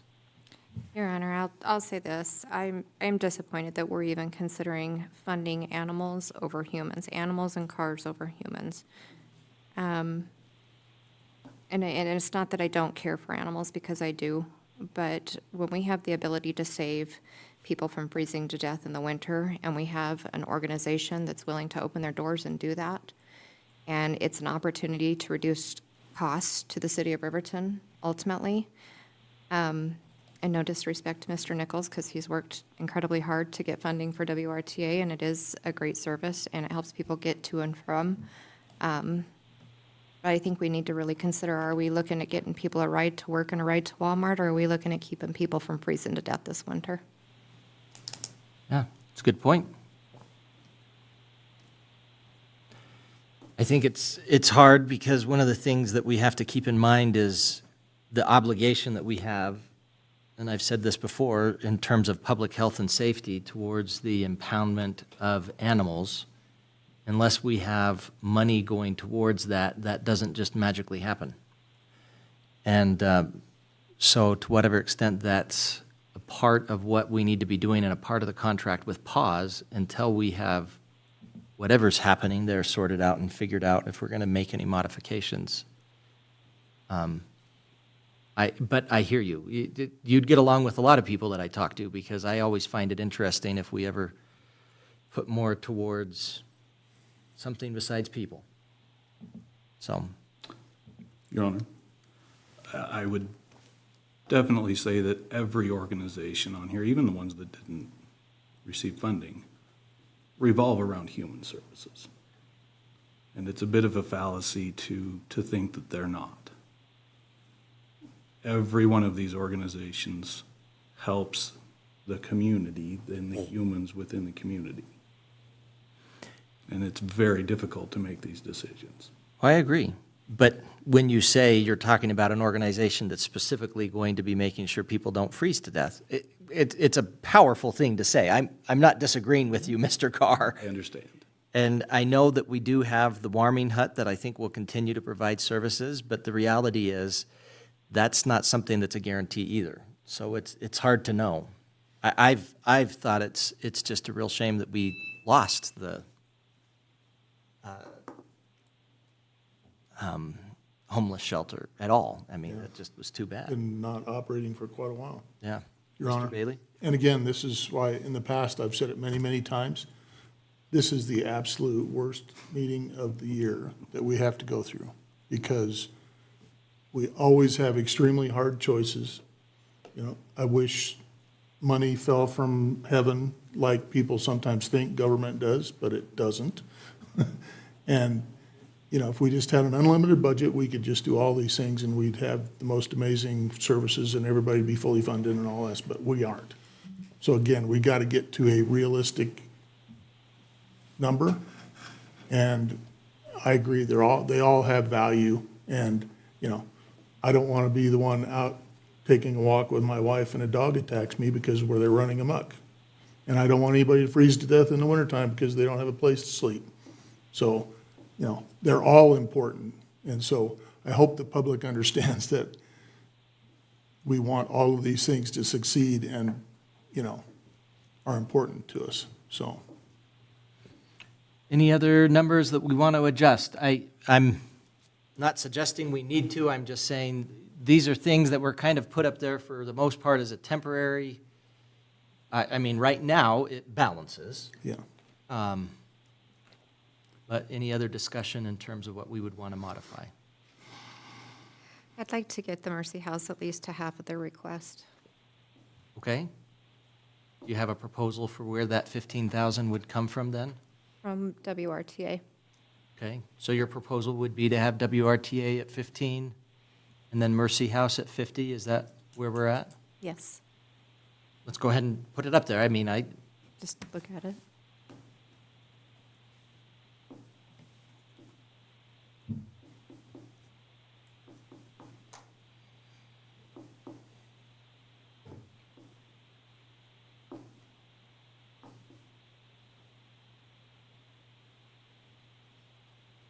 What did we pay to WRTA last year, Mr. Butterfield? 42? 42. I shouldn't mix metaphors, but that kept them afloat, I was going to say. That's not probably the best metaphor for vehicles. Better for boats. We don't have any amphibious vans or... Does Eagles Hope receive any federal funding? I don't think they do. For the most part, they're locally funded. They used to have funding that they received through the CSBG grant, but that changed with the different way that the FCAG did the model. So really, it's just the local funding. I would say they do get some funding from the county. I know, at least in the past, they have. Which one?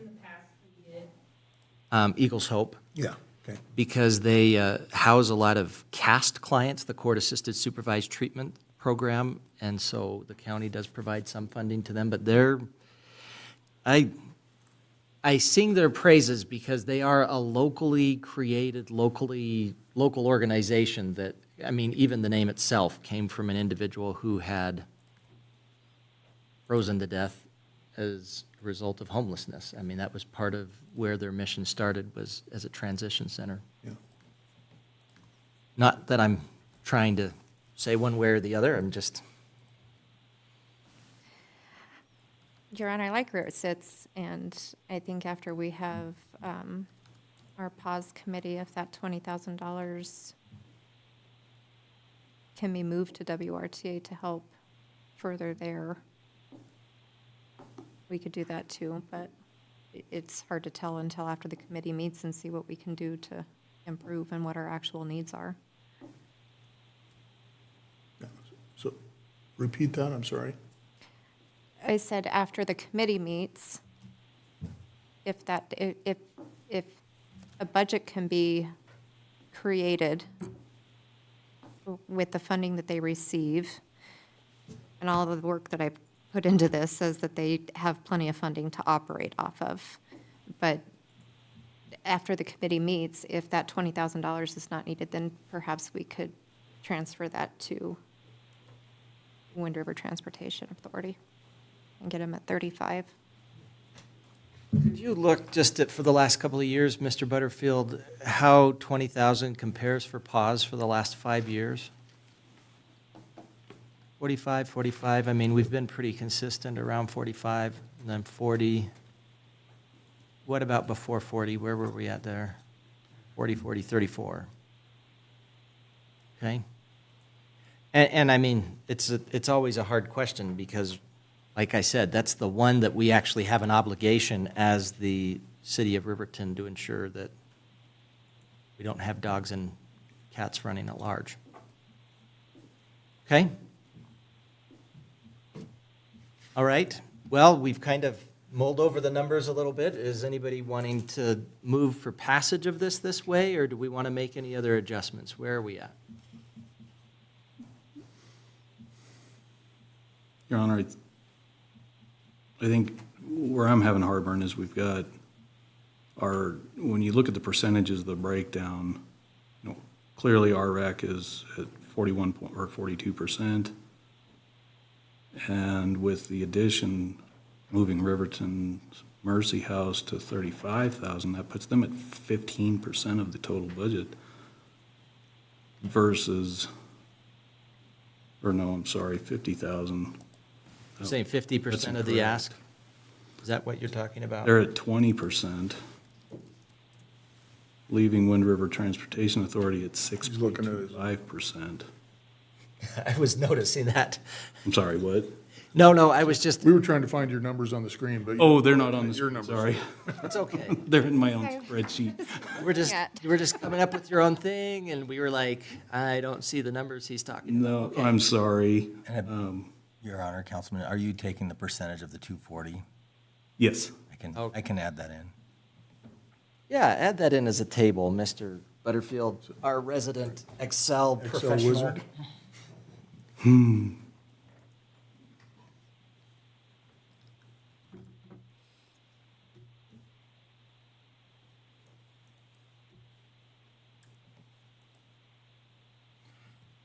Pressure's on, isn't it? Yeah, we're all watching in silence as we see, can he do this formula correctly? Oh, so far it looks like he did. Oh, no, that's not right. Other way around. Reverse it. K4 divided by K15, I think, is where we're at. Got a little dyslexic there. There we go. So that's 6% of the total. Is that math right? Mm-hmm. 6.25. Okay.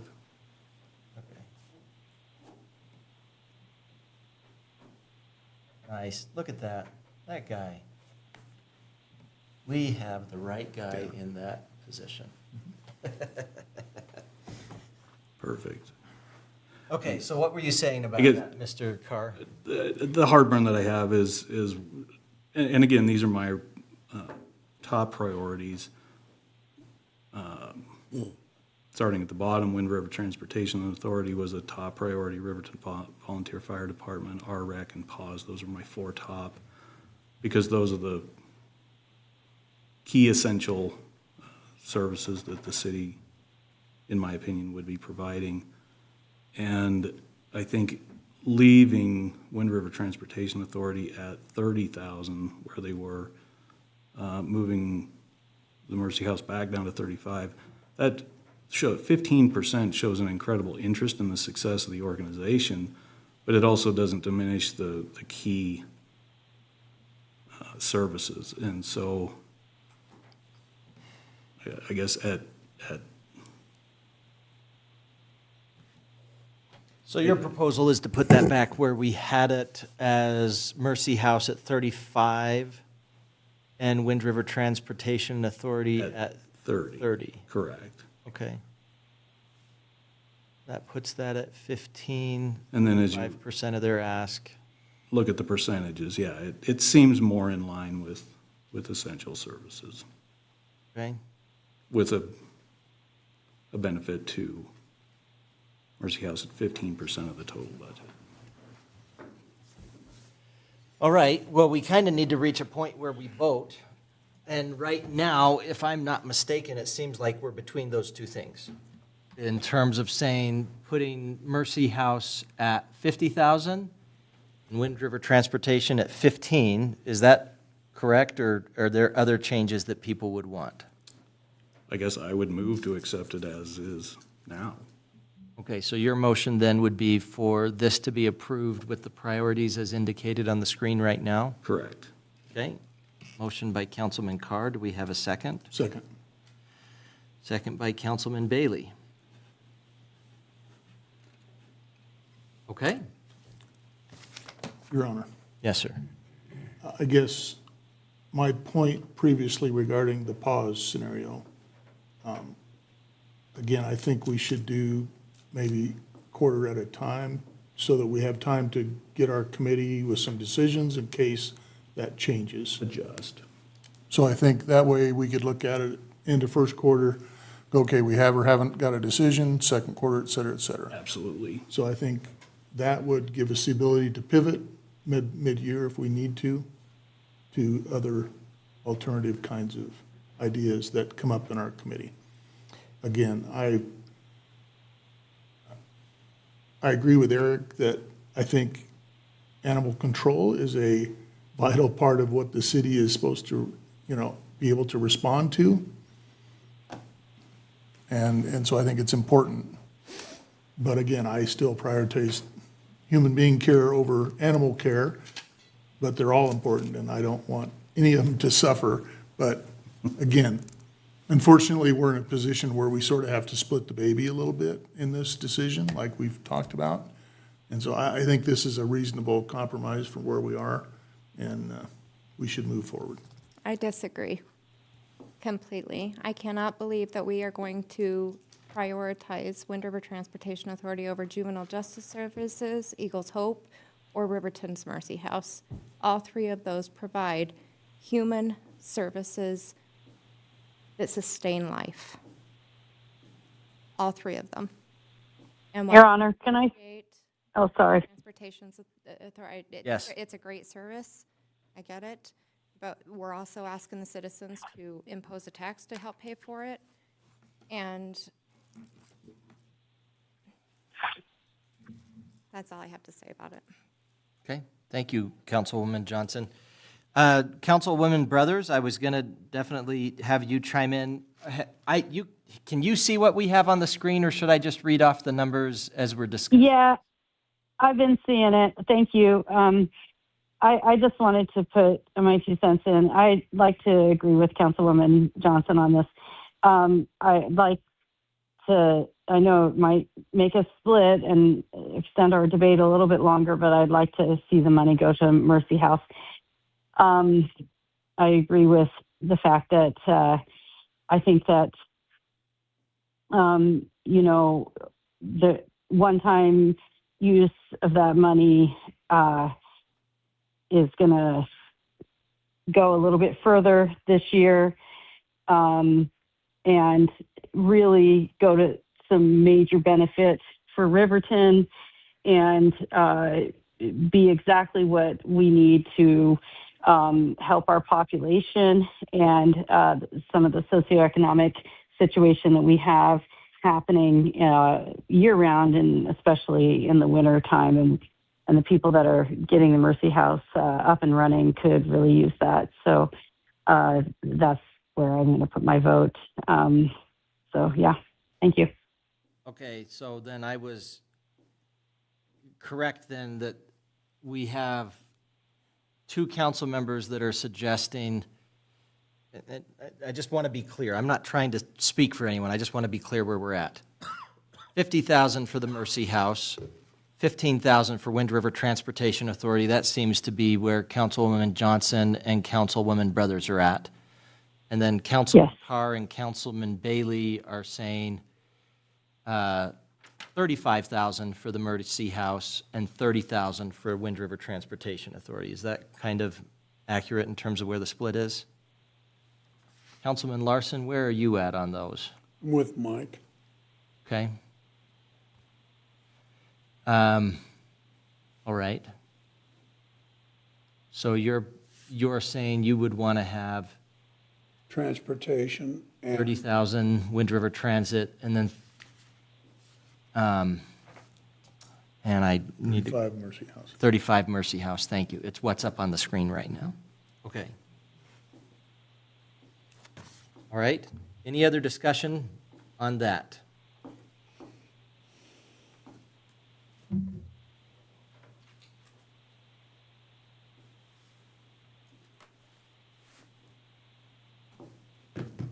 Okay, well then, Call for the question. we'll vote for the motion as it stands, as currently, as it is up on the board there. All in favor, say aye. Aye. Aye. Any opposed, say nay. Nay. Nay.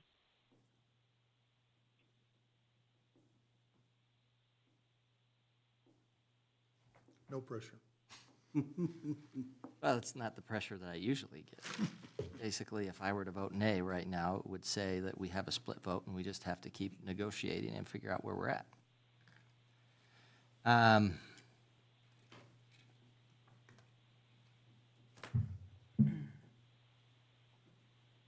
going to vote nay right now, which puts us at 3-3.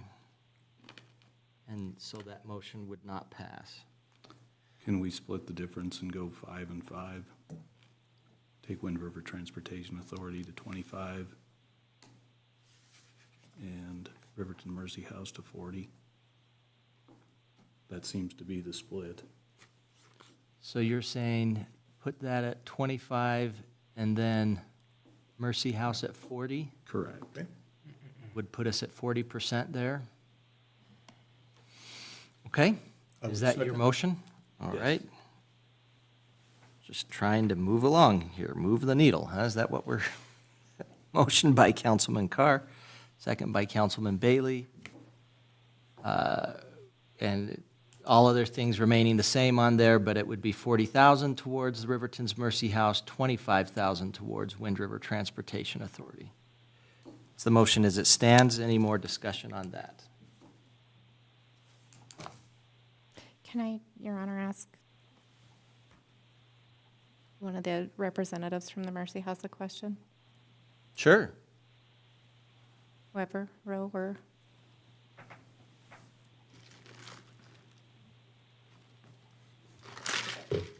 If 40,000 was agreed upon, would that allow you to find funding to be open before this winter to provide services? It definitely would help, and we have an email going out after this meeting on what our gap is. So hopefully people in the community will help more. They've already been very generous, but I mean, I'm not going to lose sleep over 40. I mean, that would be a blessing. Thank you. It's not 100. I know. It's not enough to say for sure that it's going to happen, but you're saying that it would get you partway there. And hopefully the community could step up to fill the gap. Right. Okay. You know about what the gap is? I'm sorry, Mayor. Oh, it's okay. So when I came last time, I said that we need about 200,000, and we were asking the city for 100 of that, and we were going to fundraise 100, and we were able to do that. So that was a blessing. So our gap will be about 60. So you were already able before today, you were able to already fill that gap of, So we needed 200. We asked the city for 1, and assuming that we could fundraise the other 100, which we were able to do. impressive. Yeah. Okay. This is, as you said, very important for the community and will help us in so many ways. You guys have put a lot of work into this, and I appreciate you. Thank you. Thank you. Appreciate that. All right, any other discussion? All right, you've got that on your screen there, Councilwoman Brothers, so I won't go through item by item. Thank you, Your Honor. All in favor of passage of the motion as it stands, which everything else is remaining the same as it was on the screen previously, but Riverton's Mercy House is at $40,000, Wind River Transportation Authority is at $25,000, total of $240,000. In favor of passage of that motion, say aye. Aye. Any Aye. opposed, say nay. I'll be an aye. Okay. I vote aye. Motion passes unanimously there. Thank you, everybody, for being here and being willing to discuss and think and talk. And this, Mr. Bailey said it, it's never fun discussion. Because each of these programs are so important to what happens. And I want to make sure that we emphasize that. Appreciate the work that everybody does in each of these programs, so keep up the good work. Okay, next up, public hearing and consideration of ordinance 26004, second reading, animal control. Police Chief's report, please. Thank you, Mayor. Thank you, Mayor. This is the second reading for ordinance 26-004. The City of Riverton is responsible for protecting the health, safety, and welfare of the community through the enforcement of city ordinances. This responsibility includes, but not limited to, addressing issues related to dogs and cats running at large, nuisance animals, and the abandonment of animals within the city limits. Areas of improvement have been identified to assist with the enforcement of several ordinances to help promote responsible pet ownership. This amendment will allow for a more efficient and effective way to hold pet owners accountable, not abandoning their pets, having them running at large, or for keeping an animal which constitutes a nuisance. The ultimate goal is to promote responsible pet ownership, which would in turn reduce the strain on the police department, and reduce the strain on paws, and increase the overall health, safety, and welfare of the community. Staff's recommendation is to approve on second reading ordinance 26004, animals generally. Okay, thank you. Ms. Harris, could you please read ordinance 26004 by title only? Yes, Your Honor. Proposed ordinance number 26-004, an ordinance amending Title VI Animals to revise Chapter 6.04 Animals Generally, Section 6.04.005 Definitions, and Section 6.04.020 Impoundment, Chapter 6.08 Dogs and Cats, Section 6.08.020 Running at Large, and Section 6.08.030 Keeping Animal Constituting Nuisance of the Riverton Municipal Code, repealing all ordinances or parts of ordinances in conflict therewith, and providing for an effective date. Thank you. I'd entertain a motion to open the public hearing. So moved. Second. Motion by Councilman Larson, second by Councilwoman Johnson. All in favor, say aye. Aye. Any opposed, say nay. Motion passes. Declare the public hearing open. Hearing will be conducted in accordance with state statutes and other applicable laws. If there's anyone in the audience wishing to address the council on this item, please come up to the podium, identify yourself for the record, and tell us what you want to say about it. Anyone in the audience who wishes to speak?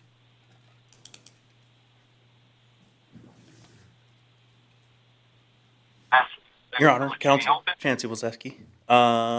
Looking at the packet provided for the meeting this evening, there's a definition for aggressive animal. The first part of that aggressive animal definition, 1 dot, has a clarification that any animal not on the owner of the animal's property has a nice clarification there. The second half of that definition does not, and I think that is relevant to the behavior of an animal that is on its owner's property versus one that is not. Okay, so this is the ordinance as it stands now. Mm-hmm. aggressive animal, any animal not on the owner's property that has attacked a domestic animal or livestock in such a manner that has resulted in physical contact between the animals, not necessarily requiring medical treatment. And then you're saying any animal that has chased, approached, or otherwise interacted with a human being, domestic animal or livestock, which is outside of a fenced enclosure or not restrained, these behaviors shall be prima facie evidence that an animal is aggressive. Okay, what are you talking about then, Mr. Wilczewski? The first definition has a very clear line that says not on the owner's of the animal's property. I believe the second part of that definition also needs that clarification. If an animal is on its owner's property and does not leave its owner's property, then I think that clarification is necessary. Okay, I see what you're saying. You're saying already in the second definition, it says outside of a fenced enclosure or not restrained. Yeah, and to me, that definition reads that the human being or domestic animal or livestock might be the entity being referred to as being outside of a enclosure. Okay. So, but I think that clarification that an animal's behavior on its owner's property shouldn't constitute aggressive behavior, be that property physically barriered or not. Property is property. Thank you, Mr. Wilczewski. If we were wanting to make a change to this, it'd be a little bit difficult because this isn't a part of what we already have in the ordinance. Would we have to if we wanted to modify that aggressive animal definition, we'd have to start all over again, wouldn't we? Am I mistaken there? Mr. Butterfield or Ms. Harris?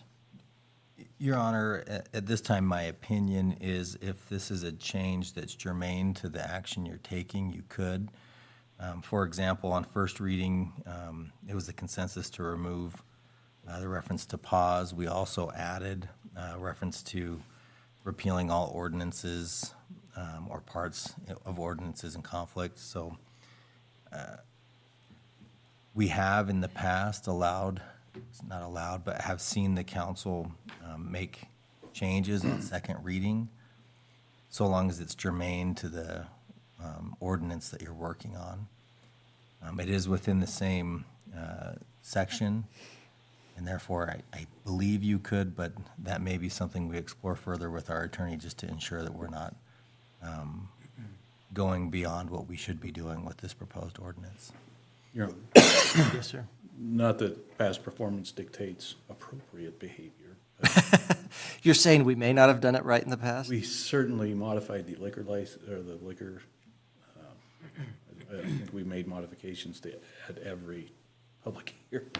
Oh, I agree with you. So, and again, not that past performance dictates appropriate behavior, but I think we can safely assume that. If it's something that's listed in the ordinance, it's up for Germane to what we're discussion. talking about. Exactly. But I just wanted to get an opinion on that. Exactly where are we talking here? So if you look at the proposed ordinance, and it's just right near the top, it has a definition of aggressive animal. Mr. Wilczewski's proposal is that it would probably make sense if you're saying any animal not on the owner of the animal's property, for one, would probably make sense to have that be as a change for two as well. Probably add, I appreciate the comment because it does indicate that, or at least to me as I read it, that you are requiring a fence on a private property versus whether there's a fence or not, if it is on the property of its owner. If a person or domestic animal wanders onto my property, it is on my property, regardless of whether it came through a fence or not. So I think it's an easy addition. Any animal not on the owner of the animal's property that has chased, approached, or otherwise interacted with a human being, domestic animal, or livestock, which is outside the fenced enclosure or not restrained. It's an easy addition. But I guess, and it's, Your Honor, not trying to be obtrusive here, but it still could be an aggressive animal, even if it's your own dog on your property. You could discuss whether that is the same as an aggressive dog off of your property, but if we're purely defining an aggressive animal, it shouldn't matter where it's at. Yes, I think the ordinance very clearly delineates between an aggressive animal and a vicious animal, which I think is an important distinction. Okay. But I would stand behind one of the functions of a dog is to be aggressive to entities that do not belong. Well, and I think even vicious animal, for example, the only reason aggressive animal is necessarily important is because aggressive animal is part of the definition of vicious animal. So it's saying a vicious animal means an animal which has attacked a human being, regardless of where. It just says attacked a human being. And so that kind of gets to your point. Animal which has attacked a domestic animal or livestock in such a manner that it results or resulted in death or injury which substantially results or resulted in a visit to a licensed veterinarian. And the animal's conduct is that of an aggressive animal and or dangerous animal that has previously been declared as such. That's interesting. Your Honor. Yes, sir, Chief. My recommendation would be to stay close to the theme of the change that's before you. There's been some discussions within the department on expansion of police tools and the potential of someday getting a police canine. And in that case, we would need to revisit this section to clarify the functions and the exemptions of a working police dog or service animal that would not be on leash, would not be on a property. So my recommendation would be to maybe come back later as we look into this program in the future and then clean up maybe some of the language at that point. Because as it sits, there may be a question of, we did get a police working dog tomorrow, would it be Aggressive animal by definition. with this ordinance? Right. If the police department is willing to look at that, I think it makes sense to go back and look at that. Because as I look at this, frankly, it's a little bit confusing. Why not just put all the definitions under vicious animal? Why have us have to look at vicious animal and then aggressive animal? And then it seems like it would make much more sense if we just had that all in one. But I'm not looking at it holistically, so it might make sense. Because you're really saying the police dog's acting under direct order of a law enforcement officer in the duty that he was trained to do when he attacked somebody, as opposed to a stray dog that attacks somebody for no reason, and or a person's dog on their own property attacks somebody because they've broken in or, trespassed on the property that they weren't supposed to be on. A herd dog. Okay, the dog's action is the same. Yeah, as an example, I had a few supposed thefts on my property before becoming a dog owner, and after becoming a dog owner, those have stopped happening. Slows them down. Your Honor, I would move to table the suggested modification until we revisit both of them. Okay, well, we don't have actually a motion yet in terms of, we're talking about it here, but I would say I agree. I think in terms of just discussing it later, I think that. I think it's a good something to revisit, but as it stands for this. I guess, yeah. This recommendation. Move the ordinance. We're actually discussing when we should be just listening to the public. Fair as a enough. public hearing, so I apologize. Very true. It's all good. Well, I appreciate the discourse, and thank you for the consideration. Thank you, Mr. Wilczewski. All right, it's a fair point. Anybody else who wishes to speak about this in terms of the public hearing? Do I have a motion to close the Motion to public hearing? close the public hearing. Second. I have a motion to close the public hearing. We have any other discussion on that? All in favor, say aye. Aye. Aye. Opposed, say nay. Public hearing is closed. I would entertain a motion to adopt ordinance 26004 on second reading now. So moved. Second. Thank you for that, Mr. Bailey. Motion by Councilman Carr, second by Councilwoman Johnson, or did I switch? That was the other way around. Other way around. Any other discussion on that item? All in favor, say aye. Aye. Aye. Any Aye. opposed, say nay. Thank you for jumping in, Councilwoman Brothers. I vote aye, motion passes. Consideration of bid 2026 pavement slurry seal project. Public Works Director's report, please. Thank you, Your Honor. The recommendation in front of you is to accept the bid for the 2026 pavement preservation slurry seal project in the amount of $256,629 and award it to American Pavement Preservation. This project, prioritized by the Fix Our Road Citizen Committee, or the FORCE Committee, is one of 6 projects that they have prioritized for this year. Those projects are in the amount of $3,475,000 and 747. $3,475,000, 747. And I'll read those off a little bit later as well.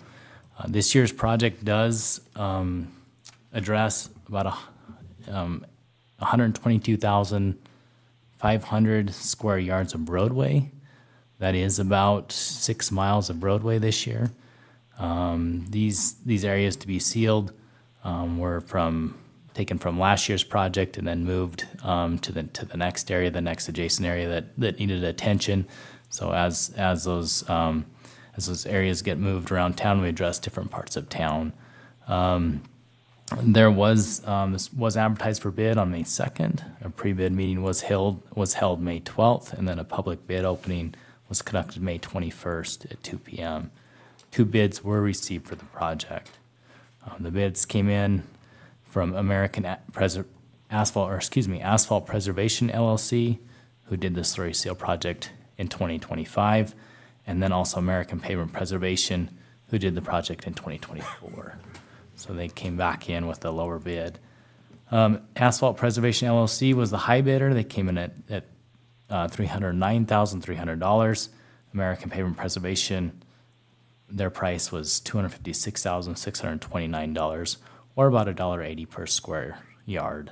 Last year's price was about $2.35 a square yard. If approved, there's been allocated $350,000 to this project plus the pavement striping project. The striping project, though it's ongoing and will continue after the slurry seal project is completed, it was at about $36,000. This leaves about $314,000 budgeted for this project.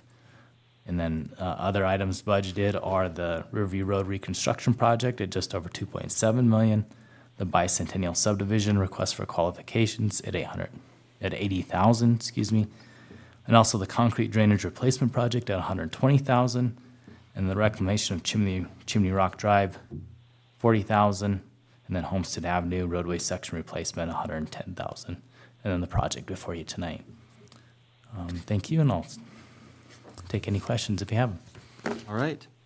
Entertain a motion to award the bid for the 2026 pavement preservation slurry seal project in the amount of $256,629 to American Pavement Preservation. So moved. Second. Motion by Councilman Larson, second by Councilman Bailey. Discussion on this? It's always nice when things come in under budget. So it was like a good bid. It was nice to see. It's nice when they're competing with each other and they kind of have been going back and forth and kind of like, oh, I can do it for this much, I can do it for this much. And they're cheaper per square foot cost than we had by quite a bit. Right. Councilman Carr?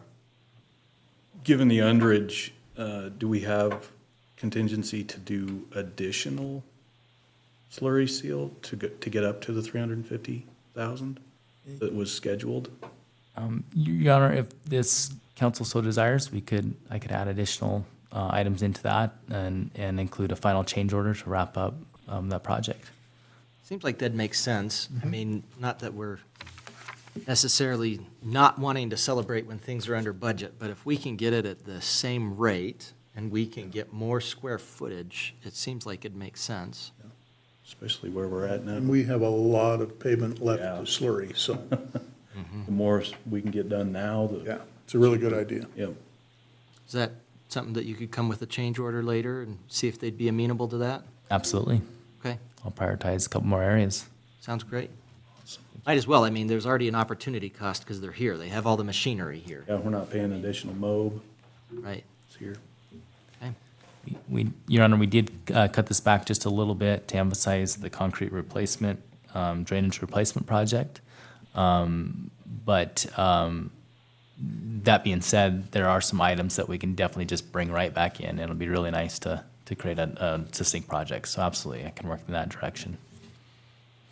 Okay. Any other comments or questions or discussion? All in favor, say aye. Aye. Any opposed, Aye. say nay.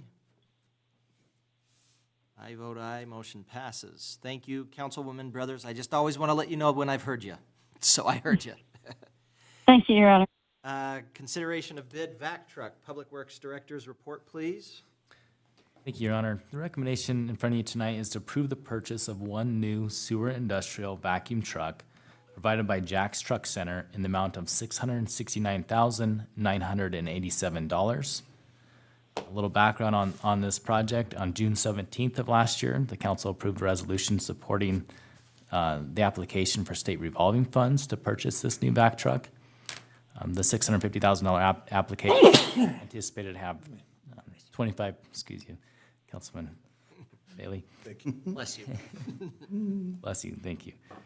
The $650,000 application was anticipated to have a 25% principal forgiveness of the time period, and then up to 10 years to pay that off. Later, when the state revolving fund revisited this, they actually brought in about a 50% loan forgiveness on the project. So, and then 10 years to pay off with 0% interest. This, after the funds were applied for through state revolving fund, a resolution was accompanied by a public meeting. The public meeting was held in July of last year, and then the application was submitted to the Wyoming Office of State Lands and Investments. And then they did administer this loan through the Drinking Water State Revolving Fund, and it's also for emerging contaminant funds to help to identify any service lines in town. The funds became available to the city of Riverton in February of this year, and then staff worked through the Wyoming Department of Environmental Quality to ensure all requirements were fulfilled. There's quite a few bid requirements on this project, so I did include the bid check form. One is Build America, Buy America standards, among others. So on April 11th, the bids were open, and then, on April 11th, the bid period began, and on May 12th, the bids were open at 11 a.m. So with that, 4 bids were submitted for them. 3 bids were from one supplier, so 2 suppliers submitted 4 bids. The bids utilized different sewer industrial vacuum unit bodies, 3 different types of units on 2 different types of chassis, one Peterbilt chassis and one Freightliner chassis. The 3 bodies were a VACCON, a Vactor, and then a Super Products body. VACCON is what the city currently has with 3 of their trucks that are on the ground now, one very old one. One supplier was able to meet the full number of specifications. This was the VACCON unit supplied by Jack's Truck Center in Casper, Wyoming.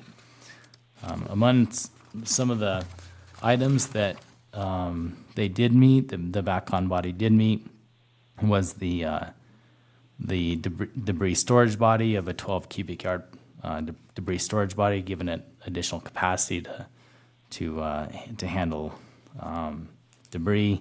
And then a centrifugal vacuum compressor. It's a 3-stage compressor that has a lot less wear than the other bodies. This was specifically spec'd into the bids so that there's not a lot of maintenance, and then also that that actual type of compressor versus a displacement. The word escapes me right now. I will come, let's see.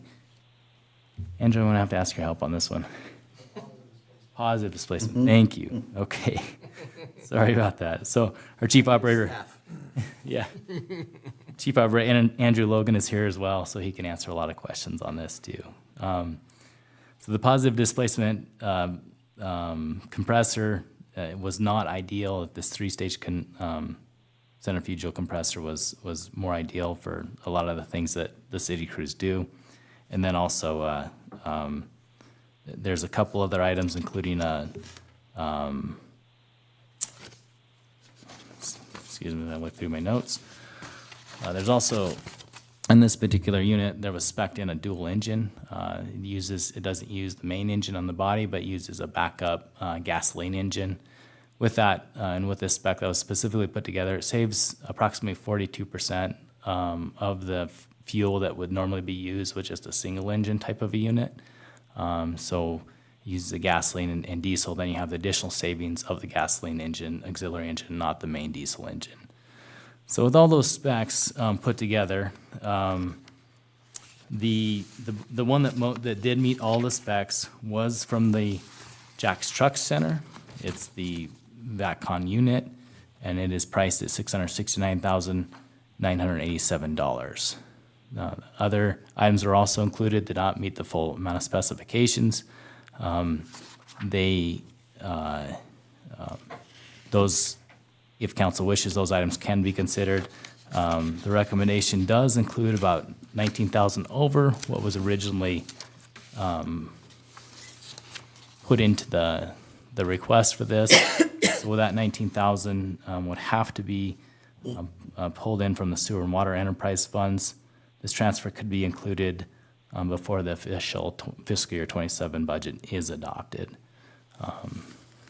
And then additionally, we have an old unit, vac truck unit that can be sold and pulled in to take care of some of this overage as well. So with that, I'll take any questions, and then I'll also ask Andrew can answer a lot of this stuff far better than I can, and I'm more than willing to admit that. So if you have any questions, we're more than happy to take those. Okay. I guess to start off, I'd entertain a motion to approve the purchase of a new sewer industrial vacuum truck provided by Jack's Truck Center in the amount of $669,987. So moved. Motion by Councilman Larson, second by Councilman Carr. Discussion. Your Honor, Yes, sir. how critical would you say this piece of equipment is? Extremely, Your Honor. It's the number one piece of equipment used. It does three main options. It cleans all the sewers first and foremost in town. So it has a hose reel in the front, and this particular one was spec'd with an actual reel on the front that is the number one for operator safety. It can be moved in multiple locations, keeps the hands out of the way of traffic. Our old unit is a very good unit, but it sometimes, depending on how they pull up to a manhole and then access that, it can put the operator in the way of traffic. So it does provide that, and then also it can vacuum remote anywhere, so it can hydro excavate, and then you also vacuum at the same time, so you can drill right down over top of a curb stop, for instance, and replace it right away. That's just one of the functions that's used for, other than digging, locating gas lines, locating comm lines, all that stuff. So, yeah, very vital piece of equipment. Locating without damaging. Yeah, you're correct. Yes, Your Honor. Yeah. An important discussion. Versus the tooth of an excavator. Other than you're gonna get a lot dirtier doing it. Well, they do, yeah. True. Any other discussion? Are we all right with this just going into the next budget and have it on the, okay. Anybody have any issue with that? Okay. What's our estimated delivery date? 2028. Just kidding. That's how it was with the with the street sweeper. Yeah, do you mind? Come on up. Thank you. As he said, I'm Andrew Logan. I'm the chief operator for collection and distribution. Thank you for your hard work, Andrew. Thank you. I appreciate it. It's had some long nights sometimes. I know. I hear about it. I'm not there with you, but I hear about it. The word usually gets out when we're around. Yep. I don't know the exact build date. It should be within a year. They have a lot of the components already in stock. Usually it's the chassis that they're waiting on. And we have one reserved for us either way through if we pick a Freightliner, because there's some new EPA regulations coming. Okay. So probably within about a year then. Yep. Any other questions for Mr. Logan? Just a statement, in that our underground equipment is aging like we all are, it appears that it will have a good usage just because of failure of main lines and all the other stuff. And it is a slick way of cleaning out sewers. Yeah. I mean, I've seen it suck out carp fish. I actually just sucked out a pipe wrench out of a line just this week. Yeah. So. What's the, we currently do have, We have 3 units currently. The one that we're specifying selling to cover the overages will no longer vacuum. It's a 1997 year model, so it's gotten its life out of it. Most of the time they say that a vac truck should last about 10 years. And it was fully operational until about 2020, but we still utilize it for irrigation maintenance because the jetter still works. so you've been taking good care of what we have. You're not just kind of out there saying, hey, let's buy a new one right away. Nope, we take good care of what we get. Good. I appreciate hearing that. What are the age of the other 2 units? There's a 2001, it's a single engine, very small truck. It was used with the Streets and Alleys Department. And then our newest one is a 2013. So 13 years old already, yeah, okay. Yep. Already over the expected life. Yep. Okay. Well, good. Get good use out of them and Oh, for take good sure. care of them. I appreciate that. They make a game changer for sure. Good. A lot of versatility. We need to bring in Mr. Logan more often. He's great, isn't he? I don't know about that. I try though. Okay. Well, good. His job really sucks. That was Even good. soon. That was good. Do you guys say that? Do you want a shirt that says "My job sucks"? Or Oh yeah, we have all sorts of crazy stuff. I bet you do. I bet you do. Well, I will say, anytime it's a cold day and I hear about you guys out with a breakage or anything like that, I'm just like, and don't get me wrong, police department needs prayers, fire department needs prayers. But heck, when you guys are out there in the cold with water spraying everywhere, you deserve prayers. So I appreciate you. I do appreciate that. Yeah. Good. Keep up the good work. Thank you. I appreciate y'all's consideration on this. Yes, thank you. Any other discussion?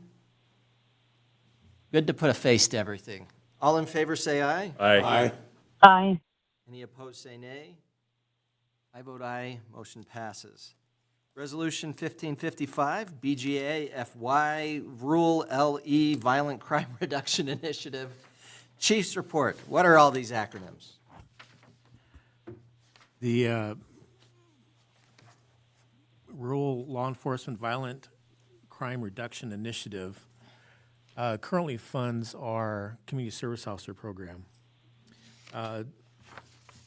Police Department is responsible for protecting the health, safety, and welfare of the community through the enforcement of city ordinances and state statutes. This predominantly falls upon the law enforcement officers. The ability to employ community service officers not only helps alleviate some of the call load of our full-time officers, but also aids in strengthening relationships within the community. The police department is also responsible for the safe storage of evidence and property in order to maintain integrity. This city requests to, police department requests to submit a grant to the Bureau of Justice Assistance for continuing the program, which would include 2 community service officers for the duration of 3 years. Our current program grant is due to expire of September of this year.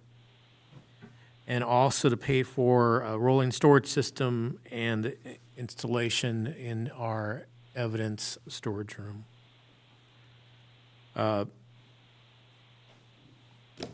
Lieutenant Smits has been working with me to complete this program, getting data for the needed storage unit.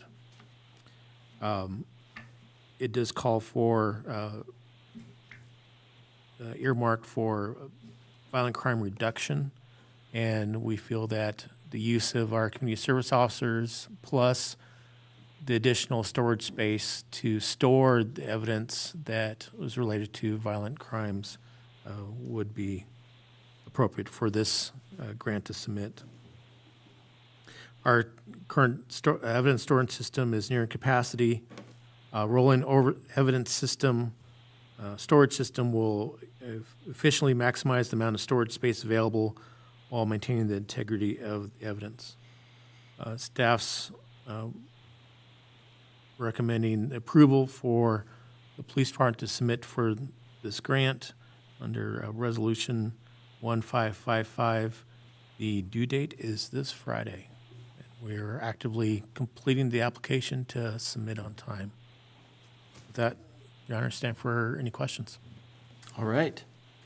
Before we get to anything else, Ms. Harris, could you please read Resolution 1555 by title only? Yes, Your Honor. Resolution number 1555, a resolution of the governing body of the City of Riverton supporting the application of BJA FY25 Rural Law Enforcement Violent Crime Reduction Initiative of U.S. Department of Justice, Office of Justice Programs, Bureau of Justice Assistance. I'd entertain a motion to adopt Resolution 1555. So moved. Second. Motion by Councilman Carr, second by Councilman Bailey. Any discussion?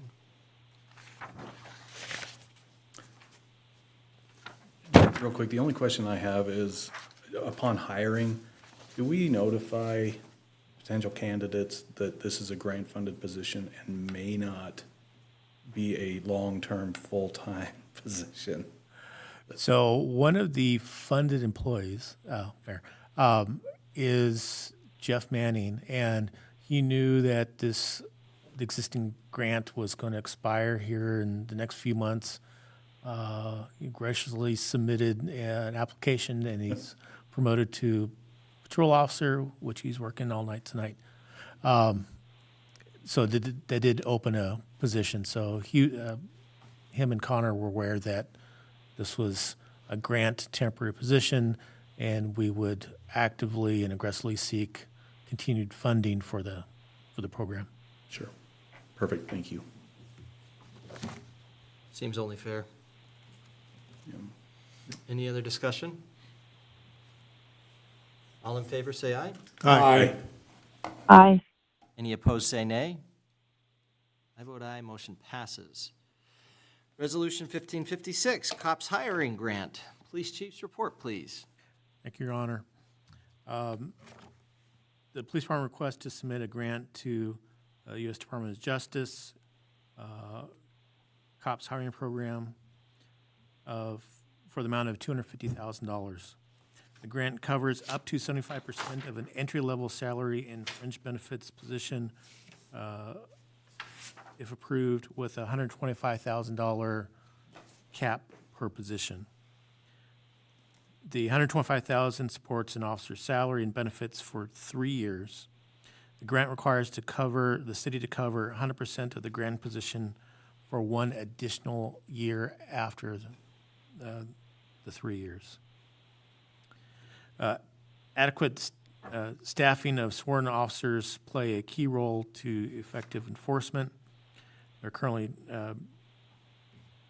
upon the approval of the budget, there will be 26 sworn police officer positions for the police department. This would aid in hiring 2 additional officers and strengthening the department's ability to provide timely and proactive policing and return our police force back to previously funded positions. The additional officers would improve officer and community safety. A greater presence often acts as a deterrent to criminal activity, and more officers create opportunities for proactive enforcement, such as traffic enforcement and visibility in higher crime rate areas. Additional officers will also impact officer wellness and safety by distributing the heavy workload more evenly and ensuring backup availability. Funding from this grant allows the community to strengthen public safety without placing immediate and entire financial burden on the city.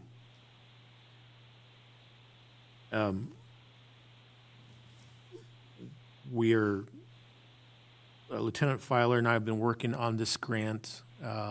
They have not done they haven't opened the grant yet.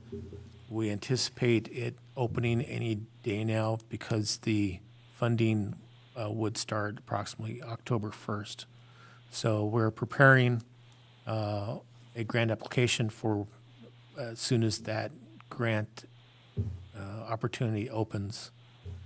And one of the requirements is to have a resolution on behalf of the applying agency, city, to submit this grant. Staff's recommendation is seek council approval for Resolution 1556 for the submission of the U.S. DOJ COPS hiring program by the Riverton Police Department. With that, Your Honor, myself and Lieutenant Filer stand for any questions. Oh, we're going to throw her under the bus. Yeah. All right. By fire. I would ask Ms. Harris, please read Resolution 1556 by title only. Yes, Your Honor. Resolution number 1556, a resolution of the governing body of the City of Riverton supporting the application of FY26 COPS hiring program of U.S. Department of Justice Office of Justice Programs. I'd entertain a motion to adopt Resolution 1556. So moved. Second. Motion by Councilman Larson, second by Councilman Bailey. Discussion. Your Honor, Yes, sir. can we put a covenant in there that once we hire these, they cannot be moved to Lander or Shoshone? We could try. I don't know how you'd enforce it. Chain law. Oh, wait, I'm thinking of something else. I guess that does pose a question, that if we hired somebody and they did leave, does that let us hire somebody else to fulfill the time of that grant? Yeah, I think it's a position thing rather than a person Than a thing. person Is that thing. correct? Yes, yes, Your Honor. Okay. Your Honor. Councilwoman Johnson? Is this am I reading this correctly? This is a one-time funding opportunity? So there is a percentage allotment depending on the size of full-time sworn officers. Our size would allow us to, at one time, have up to about 5.5 positions paid for by this grant. So we're just desiring to get back to the pre-25-26 budget. I understand that. I'm just, if this is a one-time funding and it's only good for 3 years, my question then becomes, you get these people hired, where is the money going to come from to continue paying them what that grant provides?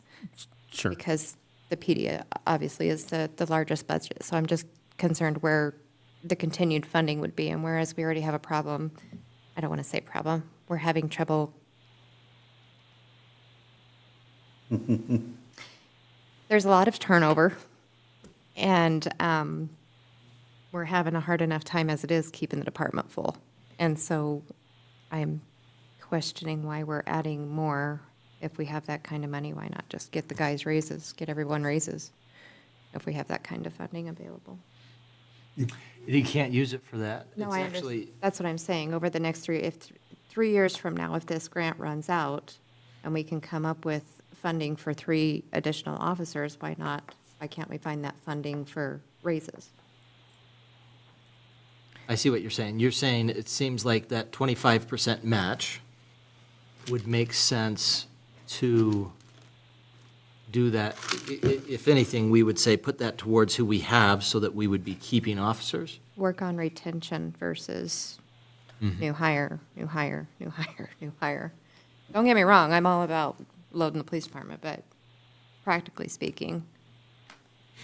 Your Honor, Councilman and Larson. this just would bring us back to previous staffing levels. So it's not like we're jacking up the numbers just because we're getting a grant. This is numbers that we've had in the past. So I think necessary for the department. Well, and what they're looking for with this grant, what they're wanting to do is say, we're going to increase the amount of police officers in an area so that there's increased safety. And so we want to have it be, you're going to have more officers, and then there's going to be more safety down the road. But the point from Councilwoman Johnson, and it's a good point, is what if we just kept at the numbers that we have and put that 25% match into the officers that we have? And I think part of the point is, for me, and just in response to that, Councilwoman Johnson, and I think you make a good point, is probably the biggest complaint that I have heard that has led to officers leaving Riverton lately has been how busy it is, not the pay as much. That's just my observation. And so having more officers would suggest, you're talking about retention, there's different ways to do that. Pay could be a part of retention. Increased officers available to be taking calls and everything could be a part of it too, so. Reducing workload Equitable by time. having more officers, yeah. But I agree. I mean, it's definitely something that we would be making that choice. We're saying we're going to put in for more help rather than, Yeah, I just don't want to get 3 years down the road and say, oh, we don't have enough to fund these 3 positions, and now we're cutting 3 positions. Because the city runs tight anyway. That's my only concern. Not that I don't support it, I'm just concerned going down the road, looking ahead. Are we going to have money to fund these positions that we add through a grant? right? And then 3 years down the road, we'd say, well, we don't have the funding anymore. Kind of like could happen theoretically with the CSOs. If this grant doesn't get paid for, then it's either, okay, the city's going to have to make a choice. Are we going to continue to fund the CSO program, or are we going to not? Your Honor, I would say that gives us 3 years of opportunity to find additional funding. True. And, I mean, to a certain extent, we could say that, but we could also, we could do kind of like, I heard this quote from Homer Simpson recently, which, of course, as you know, is a great oracle. There's a source. Yeah. He said, that's a problem for future Homer. Yes. And that's not the best attitude, right? I think it's a great idea. I appreciate the work you've put into it, and that's your next challenge. Find out where the rest of the money's coming from. We got a thumbs up from. You got a thumbs up, so From our thumbs up. lieutenant over there. Your Honor. Yes, sir. Just to clarify, so the funding flow would be for 3 years. The city would have to continue for an additional year, so there'd be 4 years that we would have to maintain the staffing of 28 officers. Just to clarify that. That makes sense. And I think that's an interesting part of this grant that gets really frustrating, is that they're looking for a commitment for you to continue to fund it in the future, even after the grant ends. So we could pull a Shoshone, and we could just start pulling everybody over and fund the whole city Three from over. traffic tickets. It's not a bad idea. I'm not suggesting we do that. I'm just saying there are options. Okay. We could beat this more, or are we ready to Call for the vote? question. Yeah. All right. All in favor of passage of Resolution 1556, say aye. Aye. Aye. Any opposed, say nay. I vote aye, motion passes. Thank you, Chief, and appreciate you being willing to answer to the council on the different things we were wanting to visit with you about. Thank you, Council. Verizon Tower lease ground. Mr. Butterfield, I have been looking forward to this discussion for weeks. Your Honor, thank you. And I appreciate that you've been looking forward to this, but I recognize it's 10:08 p.m., so I'm going to be very brief. 12 days after we notified Verizon that they had to remove their assets from the previous ground lease, they expressed interest in releasing it. They have accepted the terms that was previously approved by the City Council. That's an annual rent of $12,000 with an annual escalator thereafter of 3%. The only thing they're asking for is a longer term. They'd prefer 15 or 20 years, but they are willing to accept what the council had previously moved to approve. It's staff recommendation that we recommence these discussions and get this thing locked up. I'll stand for questions, but I think I can be brief. Thank you. I'd entertain a motion to accept the new offer sheet submitted by Verizon Wireless regarding the expired ground lease located adjacent to Airport Road. Your Honor, before that, would he say the terms again, 10 or 15, or what was the length? Just to be clear, yes, the terms I want 30 years, don't we? is, to be clear, it's an annual rent of $12,000 commencing April 1st, not joking, 2026. Annual rent escalator of 3%, one additional 5-year renewal option following an initial 5-year lease term for a maximum potential term of 10 years. That was our offer that we made, yeah. And they've said they will take that. They would prefer, however, to have it be a 15-year or 20-year term. Is that correct? Your Honor, that's correct. And from staff perspective, we are fine with the longer term if you are. So they accepted the 10-year. 5-year with the 5-year renewal, which is 10, yes. That's what we want. That's what we want. Yep. Yeah, that's what we want. Yeah. Okay. So now, do we have a motion to accept the offer from Verizon Wireless for the 5-year with the 5-year renewal then? Is that the motion? Yes. Second. Okay, we'll say the motion is from Councilman Larson and the second is from Councilman Carr, just because I think I've had Mr. Bailey's name written down more than Carr's tonight.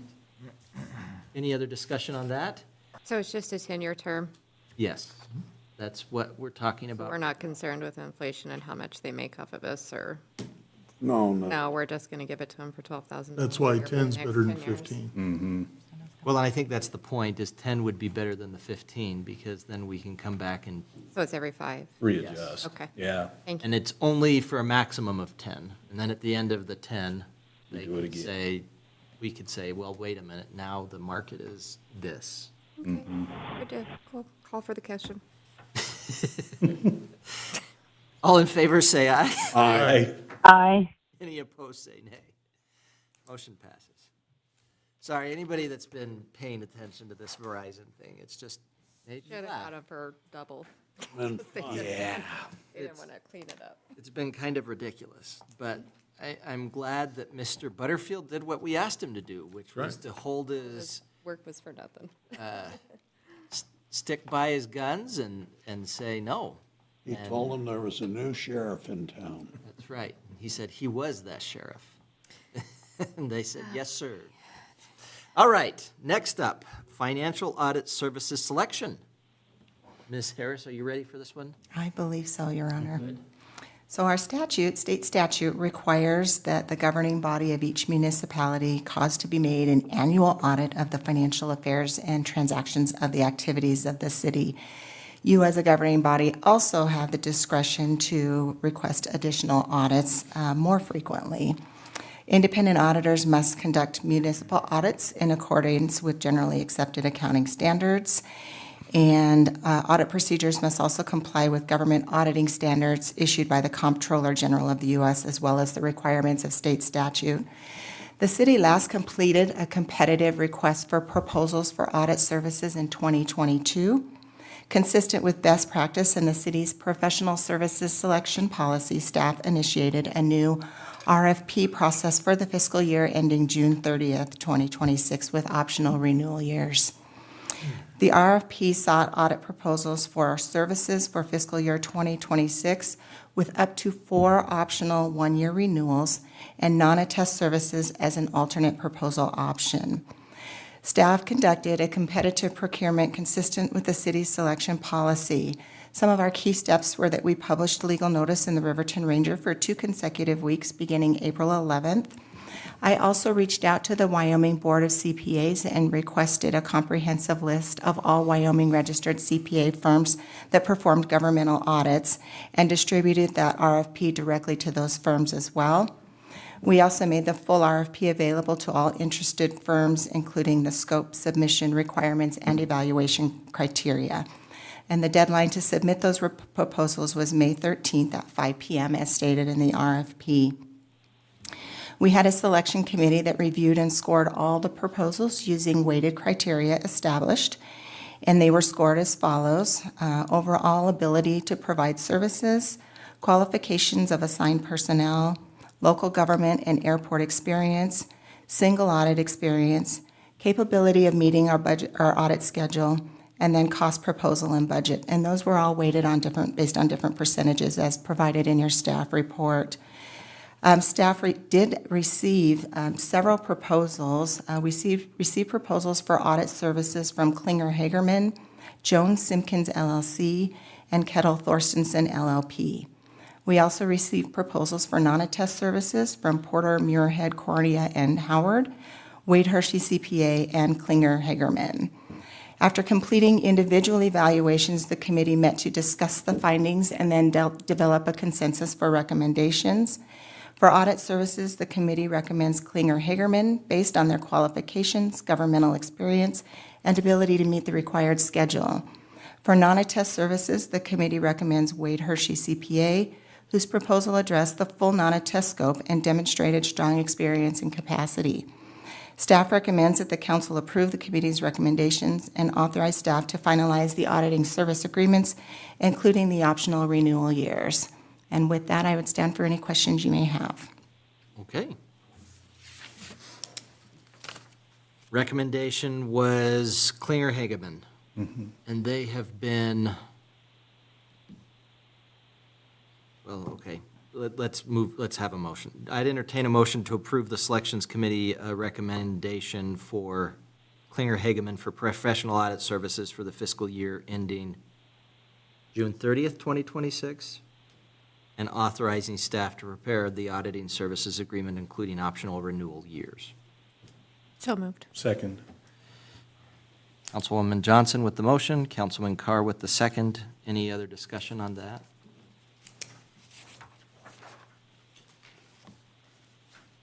All in favor, say aye. Aye. Any opposed, say nay. Did I hear your vote, Councilwoman Brothers? Yep, I was there. Okay, good. It was an aye. Yeah, thank you. And then I'd also entertain a motion to approve the Selections Committee recommended firm Wade Hershey CPA PC professional non-attest services for the fiscal year ending June 30th, 2026, also authorizing staff to prepare the auditing services agreement with optional renewal years as outlined in the RFP. So moved. Second. Councilman Bailey with the motion, Councilman Carr with the second. Any other discussion on that? All in favor, say aye. Aye. Aye. Any opposed, say nay. Motion passes. I think this is our last item. Is that right? So I have all night. Okay, so you have the next 2 hours, Mr. Tolman. Thank you, Your Honor. This is fixed-based order operation recommendation. Thank you. Thank you. The recommendation in front of you tonight is to give consent to begin negotiations with a top-rated proposal, Five Rivers Aviation, for the fixed-base operator services at Central Wyoming Regional Airport. It was found when renewing the lease with the current FBO operator, Intermountain Health, that the staff found Intermountain Health wanted to focus more on providing air ambulance service and less on FBO services. With that in mind, they approached the airport board. The airport board then advised city staff to begin soliciting FBO services for FBO, or statements for FBO services. Staff began the RFQ process on April 22nd of this year. The deadline of May 13 was established at 4 p.m., and during that time, 2 qualification statements were received. The selection committee, which comprised of airport board members, liaison to the airport board, and then also city staff, they ranked the consultants out of 400 possible points. Two consultants or two proposals were then ranked. The parameters for points, the points and the parameters were 20 points for financial viability, 20 points for previous FBO experience, 20 points for a business operation plan, and 20 points for qualification personnel.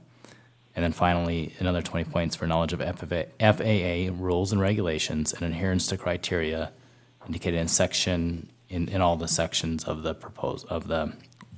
request for qualifications. When the 2 firms were ranked, One firm came to the obvious top. This was Five Rivers Aviation. Out of 500 total points, they scored 482 points.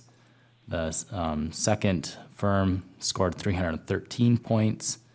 The items that brought Five Rivers Aviation to the top were the financial viability, FBO experience, and then also the overall quality of response and knowledge of FAA rules. So with that ranking, and to highlight a little bit about Five Rivers Aviation, they started in Livermore Airport in California in 2016. Since they were at that airport, they increased fuel sales by 3 times, about 300,000 gallons per year, which is where the Riverton Airport is close, about 280,000 gallons a year, to about 900,000 gallons a year at that airport. They developed a flight training program. That's something that they highlighted in their RFQ. And if you'll provide me just a little bit of an opportunity, I'll read just a couple items out of the RFQ. I think they're very valuable for Five Rivers Aviation. Please do. Thank you, Your Honor. One item in response to the aeronautical services, they actually state in here, in addition to flight training and aircraft rental, Five Rivers Aviation is familiar with the broader needs of an active general aviation airport. These are some of the things I'll provide. Courtesy cars, rental cars, hotel shuttles, pilot supplies, making it easier for visitors to land in Riverton. And then on the item of education, again, if you'll allow me to read an item there, an excerpt from that. Five Rivers Aviation would bring the same mindset to Riverton that we have built in Livermore, make aviation accessible, support education through partnership, and help connect students with practical opportunities in the aviation industry. And again, they hope to bring in a flight school, flight training, flight opportunities, rental aircraft, things of that nature. Along with that, they did, if I could just close with a couple items from their actual statement of qualification, which struck me. I think we're getting an exceptional candidate here, but they provide that a well-run FBO should create confidence. Five Rivers Aviation means creating an aviation environment where pilots and visitors feel supported, where airports users trust the FBO, and where the airport is represented in a professional and positive manner. Our goal is to leave customers with an impression that the airport is organized, welcoming, capable, and worth returning to. And so with that, staff would recommend that we move ahead with negotiations with Five Rivers Aviation for the FBO services at the airport. Thank you. Appreciate your report. And, you know, it's interesting when we have these RFPs and RFQs and that kind of thing, and sometimes people just completely rise to the top, and sometimes it's a closer call. This was a pretty clear-cut decision. So I'd entertain a motion to give consent to begin negotiations with Five Rivers Aviation for FBO services at Central Wyoming Regional Airport. So moved. Second. Motion by Councilman Larson, second by Councilwoman Johnson. Discussion on this. All in favor, say aye. Aye. Any opposed, say nay. I vote aye. Motion passes. I'd entertain a motion to adjourn. So moved. Second. No executive. Don't want anybody to change their minds. Motion by Councilman Larson, second by Councilwoman Johnson. Any other discussion? All in favor, say aye. Aye. Aye. Any opposed, say nay. Motion passes. We are adjourned at 10:23 p.m. Thank you, everyone.